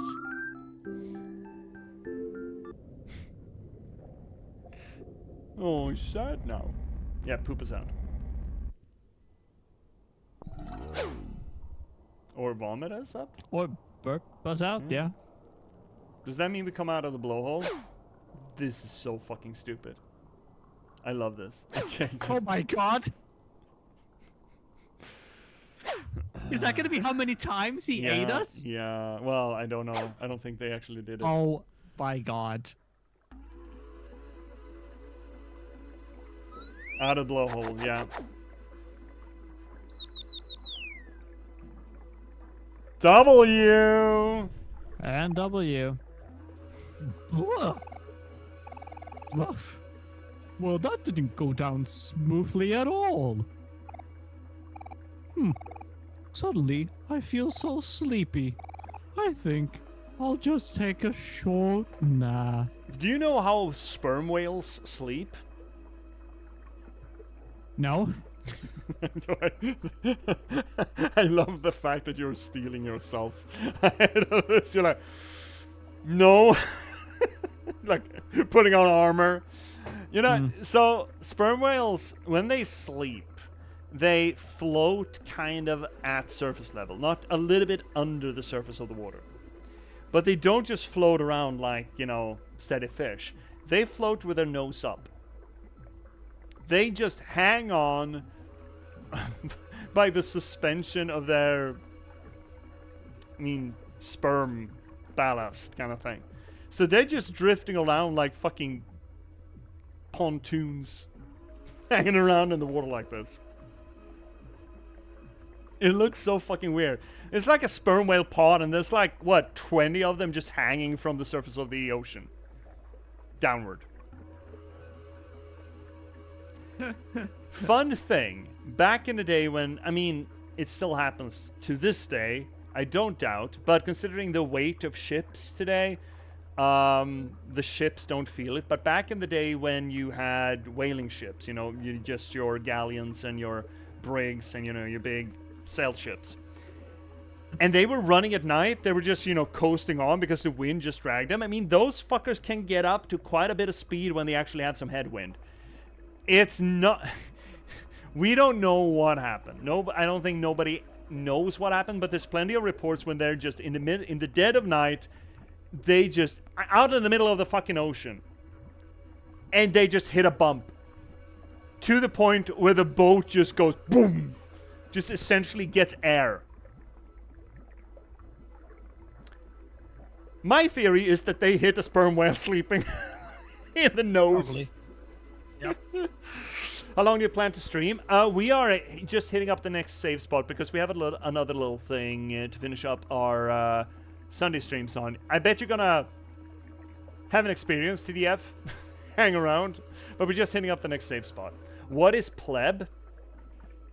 I will show you. I will show you what pleb is. Pleb is inspired by my teacup. By Judith, as we call her. Don't ask us why. It's just the name that stuck. It's just the name I said and it fits. So this is Judith. She is a teacup. And as with all teacups, she is very elitist, as you know. You know, just look at her. She's glorious. And she knows it. That's the worst bit about Judith. She knows how glorious she is. So, I think she even has a little... No, she doesn't actually have a pleb. So, you know how the... when you have cats, and the cats have their tongues out a little bit, people generally call that a bleb. Judith does not have a bleb. Judith does a pleb instead. So that's what that is. I guess. Look, it made sense when we thought of it. No, it didn't. I had Probably no part not. of it. And we have whirlpool, but we have a W, and that's gonna tidy us off. That was a close one. You sounded so happy to explain that. Well, it's Judith! It's Judith! Judith is glorious. Yeah, never underestimate a hungry stomach. Maybe never walk into the mouth of a whale. That was really scary. But you know what? At least we got through it together. Yes, the whole gang is here. Everyone. So what do you guys want to do now? I'm not sure. Weren't we looking for something? Something. Wait, didn't Hero mention this before too? Yeah, we were just following a sweetheart, but that situation seemed to have resolved itself. No, I'm pretty sure there was something else. Yeah. Aubrey, you're always worrying about nothing. Come on, you should learn to relax and just enjoy yourself sometimes. You're a fucking idiot, Kel. I guess that's true. I'm a little tired of worrying so much. Notice also that it's only Aubrey in the real world that seems to remember what Basil did. That seems to have a bone to pick with Basil still. Yeah. And That she's kind the of thing last. is also reflected here. Yeah, and she's the last one to forget him. Okay, well, first off, we're getting that. Getting that? W. So we did it. We didn't hang ourselves. We didn't commit suicide. Which, for OMORI, that's something. Oh, hole. Not Syracuse left. Syracuse left. Yeah, but we did it. Let's look in the hole. Let's look in the hole. Oh, shit. Something's happening. Oh. Welcome to Black Space.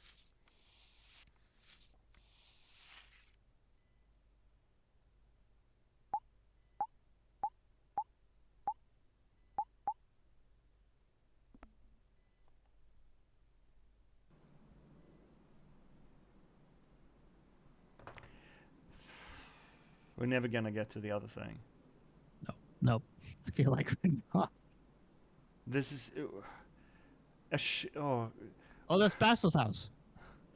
we're getting into. This is this is fucking Hideo Kojima territory.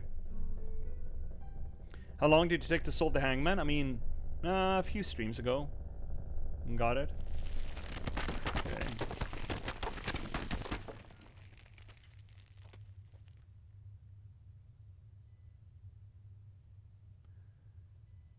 Well, that's probably not a good sign. Also, if you haven't already, you have a last chance to water the flowers. We have been doing that. Yeah, we have. We just did it before we went underwater, actually. But yeah, it's good that you remind us, because we had forgotten for like a day, or one of these dips. What's your favorite character so far? If we're including the real world equivalent, I'm a big fan of Aubrey. We have been shitting on, or our characters have been shitting on Aubrey so fucking hard. Okay, Did you look in the hole? here's the question. Because the holes can have stuff, like plenty of stuff.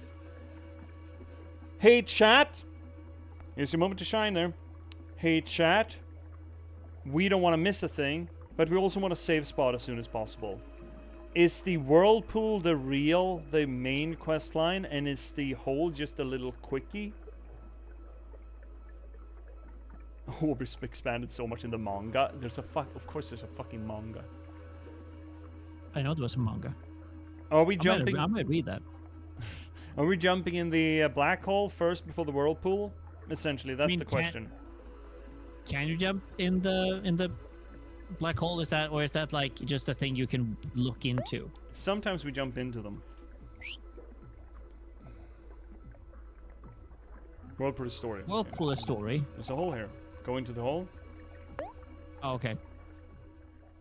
Peekaboo.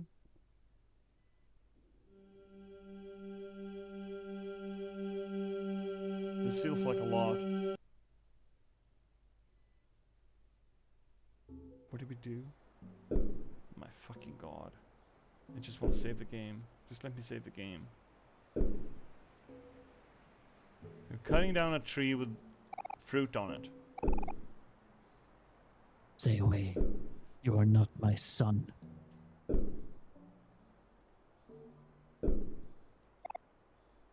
Why? Why won't you fall? Trying to cut down... down in his subconscious, in the black space, he's trying to cut down a tree bearing fruit. The tree of knowledge. Why won't you fall? Why will knowledge not disappear? So that would be his subconsciousness, trying to cut down knowledge of what's going on. Yeah, right.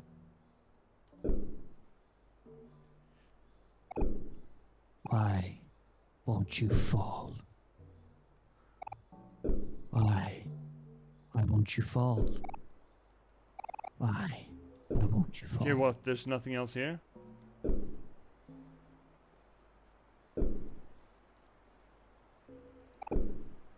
Why won't you fall? Okay. Doesn't appear to be. I mean, notice that this is just a read, right? It's what we call it when we just...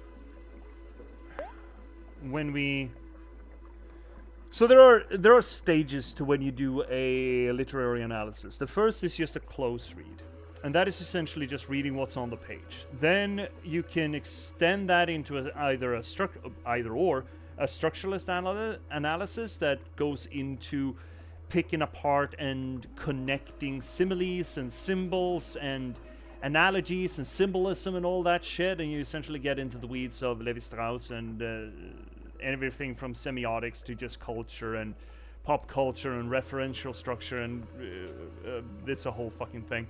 And then if you go really fucking neck deep into it and start picking that shit apart in itself, then you start getting into deconstruction. So what we did there, a little bit of a quickie, we've already sort of assumed at least, or read, that the black space is subconsciousness. And this make-believe world is this sort of a cyst membrane that OMORI has created to stuff away certain bits of himself that he stuffed into the subconsciousness. So when we were down there in the blackness, that would then be associated to being in the subconsciousness. We previously on the stream, or last stream, had the whole tree of knowledge, so we already had that idea, or that simile put into our mind as an association to tree with fruit.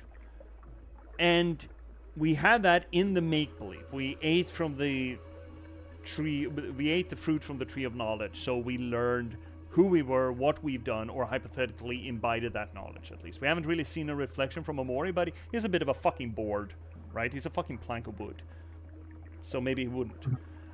But considering that's been firmly established previously, having a different tree with a different fruit in a different place seems to link those, that they're essentially quote-unquote the same. They're just in different places. I mean, it's all psychological here, right? And if there's a shadowy figure that's trying to cut that shit down in the subconsciousness, it seems to me a reasonable assumption that that would be subconscious OMORI. Sort of the agency behind hiding this shit, or one of the agencies. I mean, he's compartmentalized himself, so it could be anything, but he's pitch black, He's down in the darkness, kind of trying to cut down a tree with one singular fruit and being angry that it won't fall. Seems to suggest to me that essentially it's a tableau placing down the statement that no matter how hard or how long you try to push things down, how long you try to isolate it, and how long you try to forget it and lose it, you will know. Knowledge doesn't go away. So that's a quick little close read of what's just there on the paper. It's a little bit of a structuralist connection to what we've had previously that we also did a close read and a structuralist analysis of. And then from that standpoint, from the close read and then the structuralist mantle on top of that, we start digging into it. And what would that entail? What would that mean? What are they saying when they put all of these elements in the same place in association to previous elements we've had? And then we come to a read of it. So it's sort of a amalgamation of close reading, structuralist analysis, and then deconstruction on top of it. A little bit of deconstruction. I think I'm more emotionally, I lack the ability to step away from my emotions to think completely unbiased. Yeah, that's another skill that you learn while writing. You kind of have to. You kind of need some sort of a disassociative state to it. I feel like I'm getting a therapy session. I mean, I feel like this game is kind of that, right? It's all about trauma management and... trauma management. If you're curious, TDF, on the third link down below, you'll get yourself over to our YouTube archive, where you can check what reads we've done throughout this gaming playthrough. So all of the previous sessions are live on YouTube's. So check it out. If you want a shorter, like 20-minute video that explains the parts of this game, Jin the Storyteller on YouTube is a great source. Oh, I haven't seen that. Just saying. If he says something that I haven't said, it means that he knows probably better than I do. You have come again to seek the truth. So this is the choral then. Each time your adventures may be disparate. Interesting that he says each time. Seems to suggest that this is cyclical, that we've been here before. It's been 3 years, I thought 4 years, you say, TD4, so... But as your journey nears its end... That's kind of scary, though, because it implies that all the work that we are doing right now might be for naught. Because you might regress again. You might have to start again. Yeah. It will always lead you back here. Yeah. The truth. The truth is always the same. Shit. I'm gonna hit... I want to save. Maybe Rule 34 is just gonna take a backseat tonight, in that case. We do have another 40 minutes, so... The path to the truth was once here, but it has been removed. Okay, actually, though, here's another hey chat. How far, judging by how long we take to play the game, is a safe spot gonna be? Because if it's like 20 minutes or something, I would love to just blip a little quick break to take a piss and refill my water. Because we kind of rolled over that last ad break. Next 5 minutes? Okay. Then it's fine. Okay. It was moved to a lighthouse on a pier. Listen. Okay. Listen. Sorry? Listen.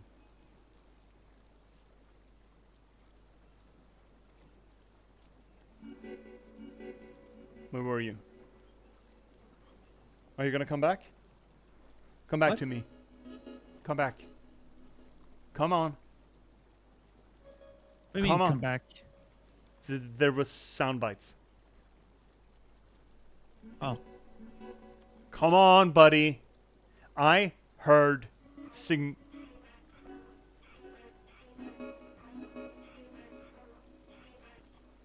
Do you recognize that, buddy? Yeah. Oh, do you recognize that? Oh my god. So, chat, what I'm reacting to here is a little bit of a sound clip that just recurs every once of these cycles in the background tunes here. It is a...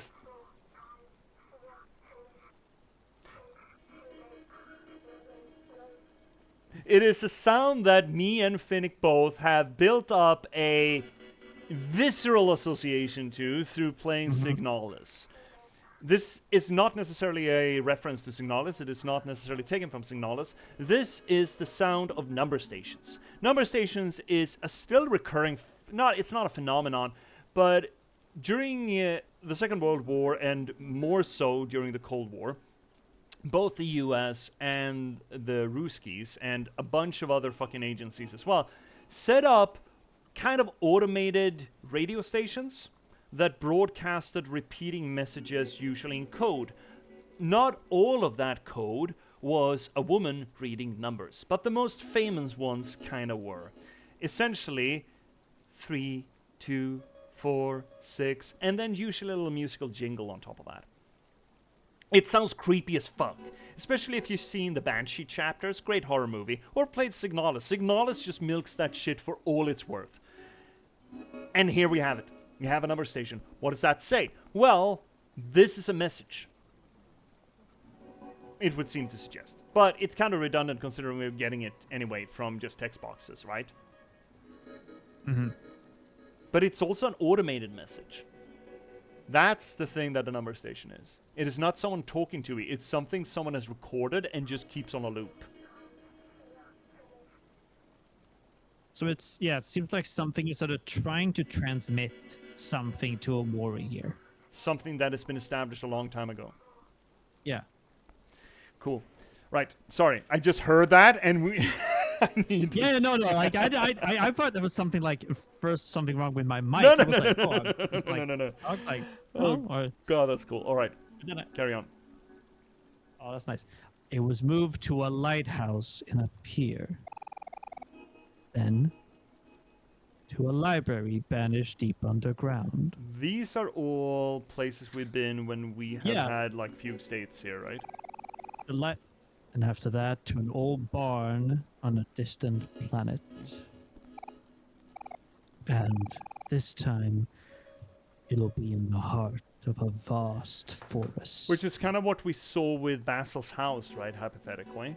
Exactly. So that would be the crack when this cyst that OMORI has created of make-believe, where he's a god, this lucid dream of his, is cracking and breaking, and the subconsciousness is leaking through. It has happened before. It has happened in all of these places. Now, it's happening there. I wonder if this time we're going through this, if this is different from the other ones. Yeah. No matter how many times the path is concealed, the flower boy will always find it. The flower boy finds the path. Interesting.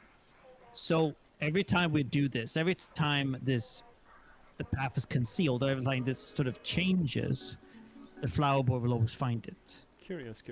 Basil will always find it, yeah. What is he finding? Because this must have reflections on not just Sunny's psychology, but is it the role of the flower boy? Is it just who Basil fundamentally is, that he drags out what's really within you? That it becomes a sort of a whirlpool, a maelstrom, and just pulls out what you're trying to hide? And your dear sister Mari, she will always guide you to it. Yeah, because it's a pathway of love, right? We loved her. And her memory will sort of drive us towards that. Even as hollow shells, they will continue to evolve. And each time, they will grow wings and fly too close to the sun. Never become self-aware and just shit and then burn in the atmosphere. Or something is stopping them. Like they're shells, which is like the mental images of them will try to do something, guide something, but then they will get stopped. From becoming full-fledged beings. Or being the association that they get wings, that they become angels and actually get to move on to an afterlife, but we burn off their wings and make them crash back down to the earth because we're not done with them. Yeah. Exactly. Yeah. Right. Yeah, Icarus, TD4, yeah. It is their nature. They are the only ones who know, and one has carried it with her to her grave. Would it be Mari then? Yeah. She knows what happened, what actually happened. Death may be no danger here, but the memories of them do not fade so easily. Many times, your friends have met with an unfortunate fate. Although they are revived time and again, the most haunting stay in this world. Even if only their bones remain. The long-lost ones sink here, to the bottom of the deep well. I do actually think they might have been a little bit inspired by Signalis, considering the color scheme here as well. Yeah, you're right. It feels like it. And become nothing. You have forsaken them, yet they still yearn for your care. Your memories will still love you, even if you try to forget them. Their souls know nothing but how to scream for help.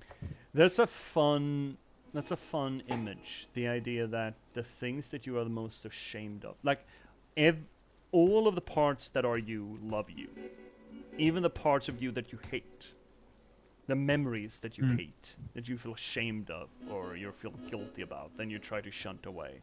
But they will be drawn to you not because they want to haunt you, but because they love you. They want your care. They yearn for it. Attention, yeah. That is fun. It's not generally how we associate painful memories or, the wraiths, the ghosts that haunt us all. But rather, look at them like unwanted, deformed children that just want their mother. That is kind of beautiful, and might be something that I might just steal for some project at some point. It's really good. It's really good. Yeah. Do you take pity on them? See, I can recognize some old literary references. Well, there you go, TDF. Yeah. Why do they call it TDF? TD4. It's the 4F. I just conflated. It's lead speak.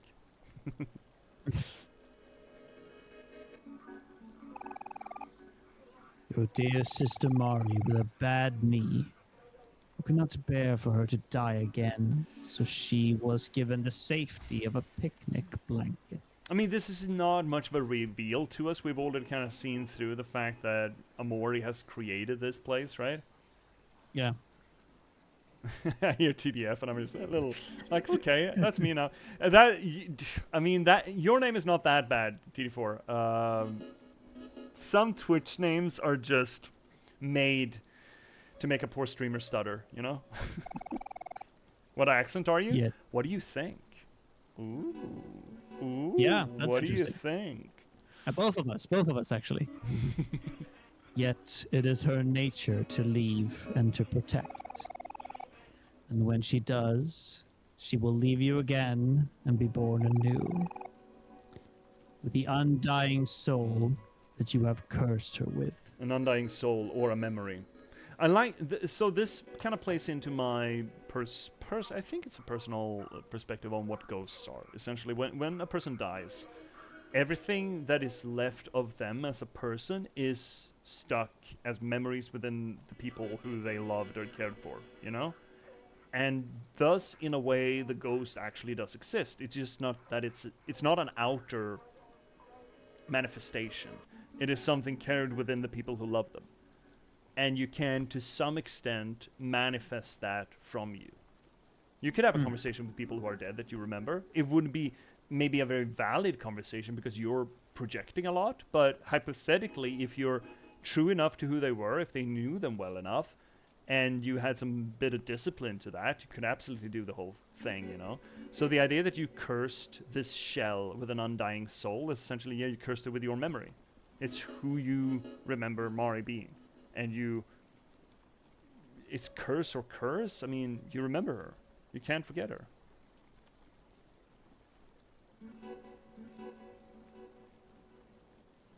Or maybe Nordic. Maybe Nordic. Ooh, well, imagine that. Yeah, we're Swedish. Interesting. Both of us are Swedish. We like to believe that we have washed away most of our accent, but, you know. Accents being what they are, sneaky little bastards. Yeah. The souls assigned to your friends. Okay, they're not souls to begin with. We don't have that power. But it's as good as a soul, right? It's our memory of them.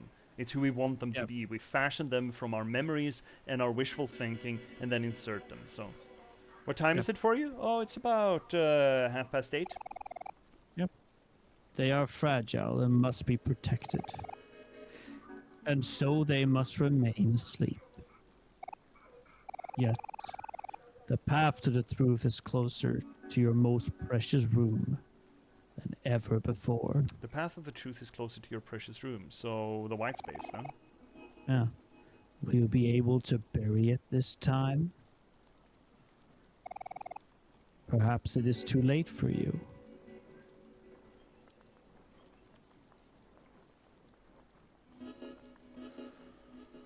Oh, the window again, right. Oh, the window, yeah.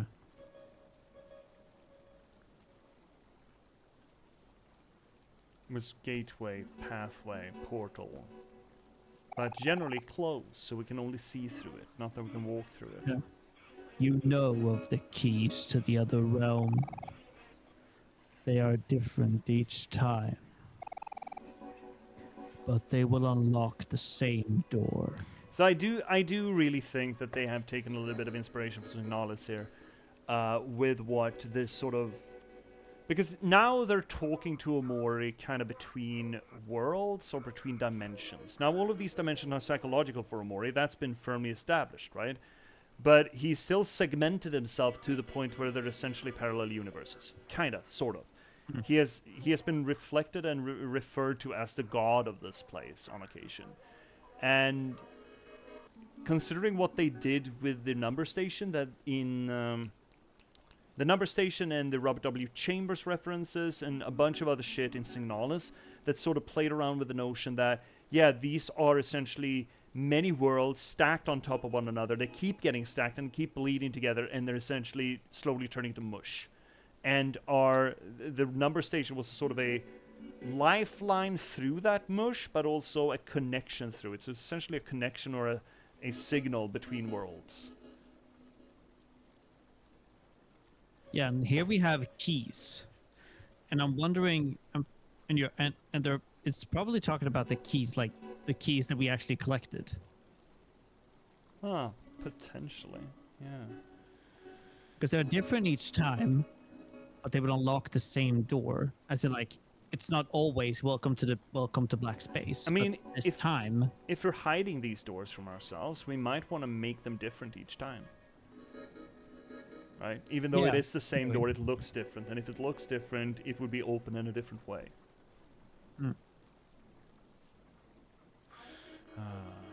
How's Sweden's economy? I mean, to be fair, probably better than a lot of the world's economy. Still, heck, we're living in a terminal stage of capitalism. No economy is healthy. But, it would be undue to complain. At least in an international setting. the end of this journey will lead to suffering. But if you do not face this, you cannot continue. Yeah, it hurts. It fucking hurts. It hurts to face up to things. It hurts to stop deluding yourself and face reality and face the music. It fucking sucks. This form, though it has not shown its true self, is evil. You will not see that unless you fight it. When your intentions become hazy, they will transpire into this world like a thick fog. You will know when it happens. It has already happened before. At this time, return to where the truth was reborn. To the heart of the forest. And like each time before it, attempt to rewrite your fate. Will you be doomed to repeat this cycle over and over? Or will you break it? Explore this world while you can, dreamer. Capital letters, which is the kind of the name that the god has been given as well, I think. Back when we talked to the Lantern Man. Yeah. Until there is nothing left. And that shit closed. Great. Let me out, you piece of shit. We did the thing. We already did a thing. We're fine. We're good. We're fine. Everything's fine. Yeah, we got it. The reason it says this form is evil shows that Sunny. I mean, truly, what is... Sunny has segmented his personality, and to this point, at this point, that I would be hard-pressed to find a reasonable argument what is the real Sunny and what is not. I mean, real world Sunny is real world, but from a psychological perspective, which of these many Sunnies is the quote-unquote real one? I mean, all of them are part of him. Some of them coincide with my personal philosophy more than others. Some of them are there to protect him more than others. Some of them... I mean, evil... Okay, so evil runs with Christian theological... No, not necessarily Christian theological, but theological... It's a theological idea. In a secular world, it is very difficult to argue the existence of the same kind of evil, at least. There's certainly behavior, even in a secular world, from my secular ass, my godless heathen perspective, that I would consider as good as calling it evil. So take it with a grain of salt. But just calling it evil seems to suggest that there is something that is... So what am I trying to get at? What's the fundamental definition of evil? Let's set aside the theological arguments for a sec, and let's look at it purely from a psychological perspective. Would it be an agency, a part of yourself that strives towards unsustainability? Would it be a part of yourself that strives towards lies and hiding from the truth? Because those can be mutually exclusive. Is it a part of yourself that just wants to hurt you? Is it a part of yourself that just wants to protect you? And then we get into, well, from my perspective, the Jedi are evil. What does that mean? Is it evil towards this OMORI? And in that case, is that evil towards Sunny in the real world? Or is it evil towards subconsciousness Sunny? Because I would argue that the real evil, from my personal perspective, as far as it gets to emotional and mental wellness, is OMORI here in the make-believe. Because he's the god that made the cyst. He's the one that has created these walls, these segmentations of his psyche. He's the evil one. In that, from my perspective on how healthy trauma management works.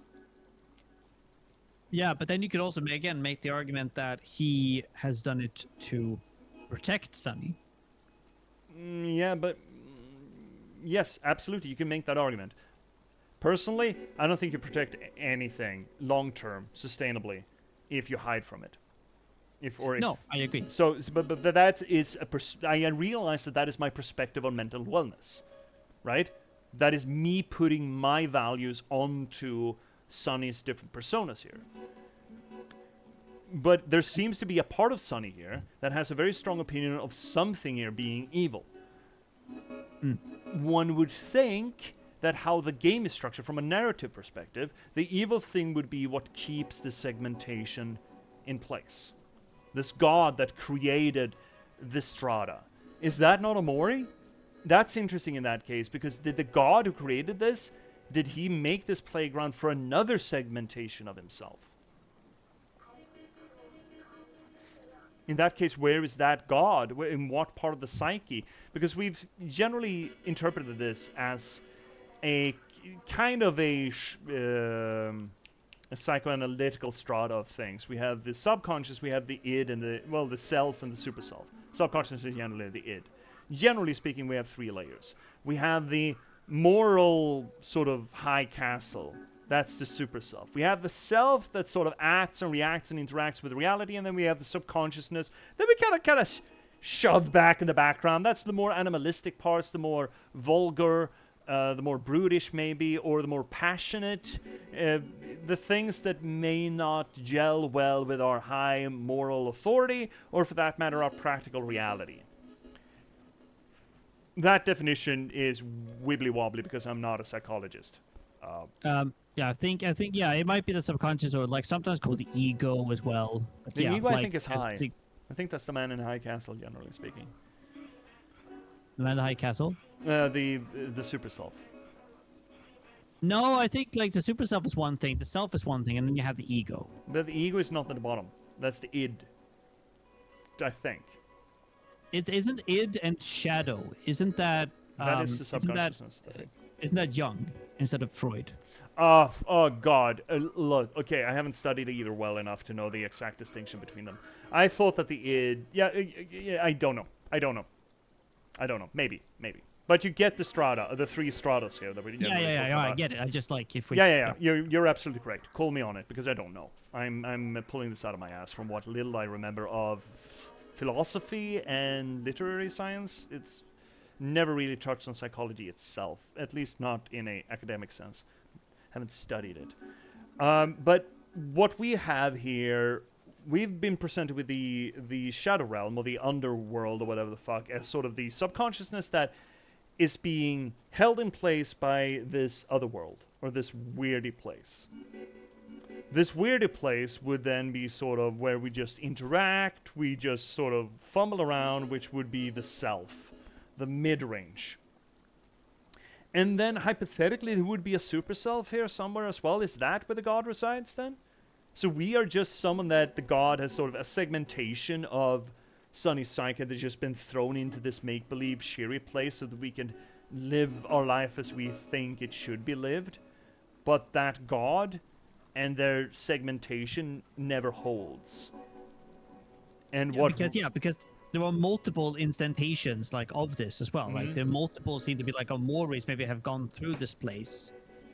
But the Lantern Men seem to talk to us as if we were the god. Yeah, yeah, but you can still talk to like to the god through us. Yeah, and it's still OMORI, or it's still Sunny, regardless of whether or not he segmented himself, right? Yeah, because the super self is still part of yourself. Yeah, it's essentially a clone at this point. It's a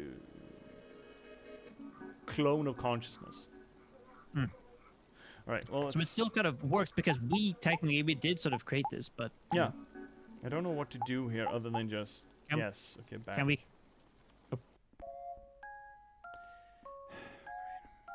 Oh, a little cupboard with a hole. Well, that's delightful. Where do we enter when we go down? Can we just come back here? Well, that's fascinating. I want to save the game. Can we save the game here? And here we have Mom. It's back. A neatly wrapped present. Blender. Fluffy pillow shaped like the head of a girl. Sweetheart. Would you like to make toast? I love toast. Yeah. You made toast. You made toast. You save at the park? Okay, I can just get up here and save? That's great. Wait, can we go out that way? Which way? Below? This way? Down below. Can we go out that way? Ooh. Do you want to get... Nope. But interesting. Play cards with your friends? We kind of should. Interesting, so we can just leave into wine space again? I didn't know we could that. Huh. Okay, that's it. Okay, in that case, let's just save up here. Yep. God. It's down, right? Yes. No one is here except for Mari. Can we talk to Mari first? Okay. I mean, we're not going to get any Rule 34 in us either which way tonight. No, I don't think so. Hi, hey, Mori. How are you all doing? Just the other day, Nose was telling me about a cute little leaf she met. But when she tried to be its friend, all it wanted to talk about was how much it hated bunnies. Oh! Hating bunnies? What is Rule 34 though? Oh, TD4. Fuck. Okay, one run. We'll do one run. Fine, Later. fine. Later. Stick around. Fine. How could someone hate bunnies? You know what? Right? Very good point, Maury. I just don't understand some people. Right, well, we got it. Alright. So that's going to be it for tonight's stream of OMORI. We did some great progress. We had pretty good reading record as well. We got to do some great analysis and deconstruction of this stuff. And got to have some good conversations about it. We are just on the cusp of getting into the last full day, which is great. I'm really excited because that's my favorite segment of the game. And that's going to come up. Well, we'll talk about what's coming up later. Because first, I want to say thank you so much, everyone, for joining us here tonight on this here little corner of the universe, the internet, and all things Twitch, where we do literary theory to the games that we play. We try to do close reading, structuralist analysis, deconstruction, whatever we can get our hands on to try to make sense of maybe not so much what the story is, but rather how it's being told. We do this work not just because it elevates the media, not just because it's fun, but for my own solipsistic wants and needs, because narratology and storytelling are near and dear to my heart, because I'm an author, I'm a writer. I've been a novelist for the past decade. I've written 9 books at this point. I'm currently working on my 10th, and I started streaming to try to promote that work to you, the internet. Most recently, you could read me in The Girl with Raven Hair. It is a bit of a subversion of the adventure trope set in a post-apocalyptic Nordic folklore setting. I think it's really cool. I'm really happy about this one. I think you're going to enjoy it too, so do give it a whirl. If you want to read something else, there's always the soft prequel to that, The Patchwork Sovereignty. It's also set in the post-apocalyptic Nordic folklore verse, but it's more of a low fantasy folklore version of the something like LA Confidential or Chinatown, something a little bit noir, a little bit of a city portrait. Or for that matter, if you want to read something completely different, you have the transhumanist cyberpunk thriller, The Last Box, about a bit of gaming code that achieves sapience and have some very sharp questions to its environment. You can check these things out pretty much everywhere you get your ebooks or print-on-demand copies, but if you need any help, there's a handy-dandy link down below that's going to not just provide you with links further where you can get them, not just further descriptions, but, I mean, you can keep track on just what happens with the publishing company. You could order books from me as well, if you send me a little message there.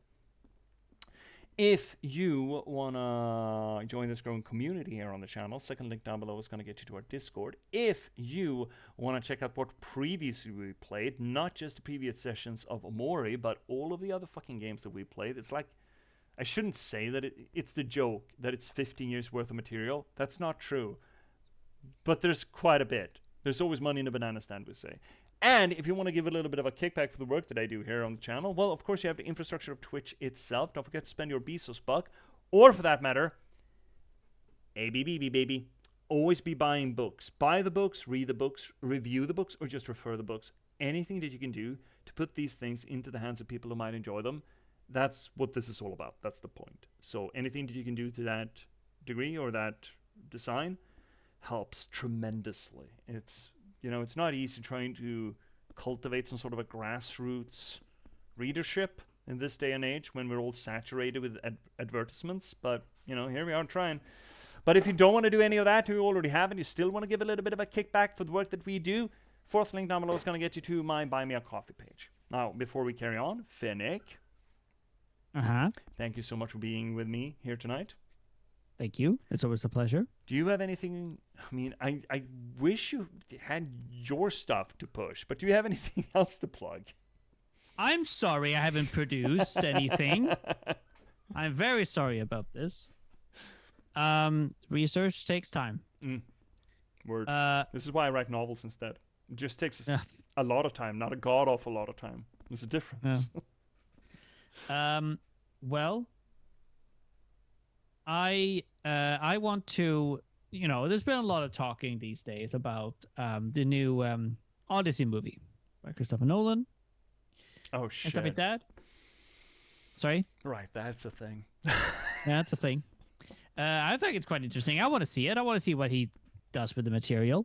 There's a lot of talk about, obviously, like how they're portrayed, their clothes, and a lot, unfortunately, about ethnicity and representation and that sort of stuff. But I want to share something that there are some scholars who has also, argued about this. One of them being one of my favorite channels, Religion for Breakfast, who recently put out a video, what the Odyssey gets wrong about Bronze Age Greek religion. Huh. So that both Christopher Nolan and Homer himself is actually wrong about Bronze Age Greek religion. Of course Homer's wrong. What the fuck did Homer know? He was 400 years after the fact, at least. But that's fun. Exactly. That's and fun. he's based on oral tradition that probably changed, then he sort of mashed it all sort of bit together. Yeah, I saw a some meme about how armors look. Bronze Age versus how the Nolans and the Troy movie and whatever the hell have sort of designed them, and like, yeah, but that shit wouldn't fly. Yep. That's fun. So that's so that could be fun to just to watch it and get a little insight into, now that this is sort of hectic and talked about. So yeah, there we go. Yeah, I'm gonna watch that tomorrow. Well, there you have it, chat. So Twitch, we have one round at least.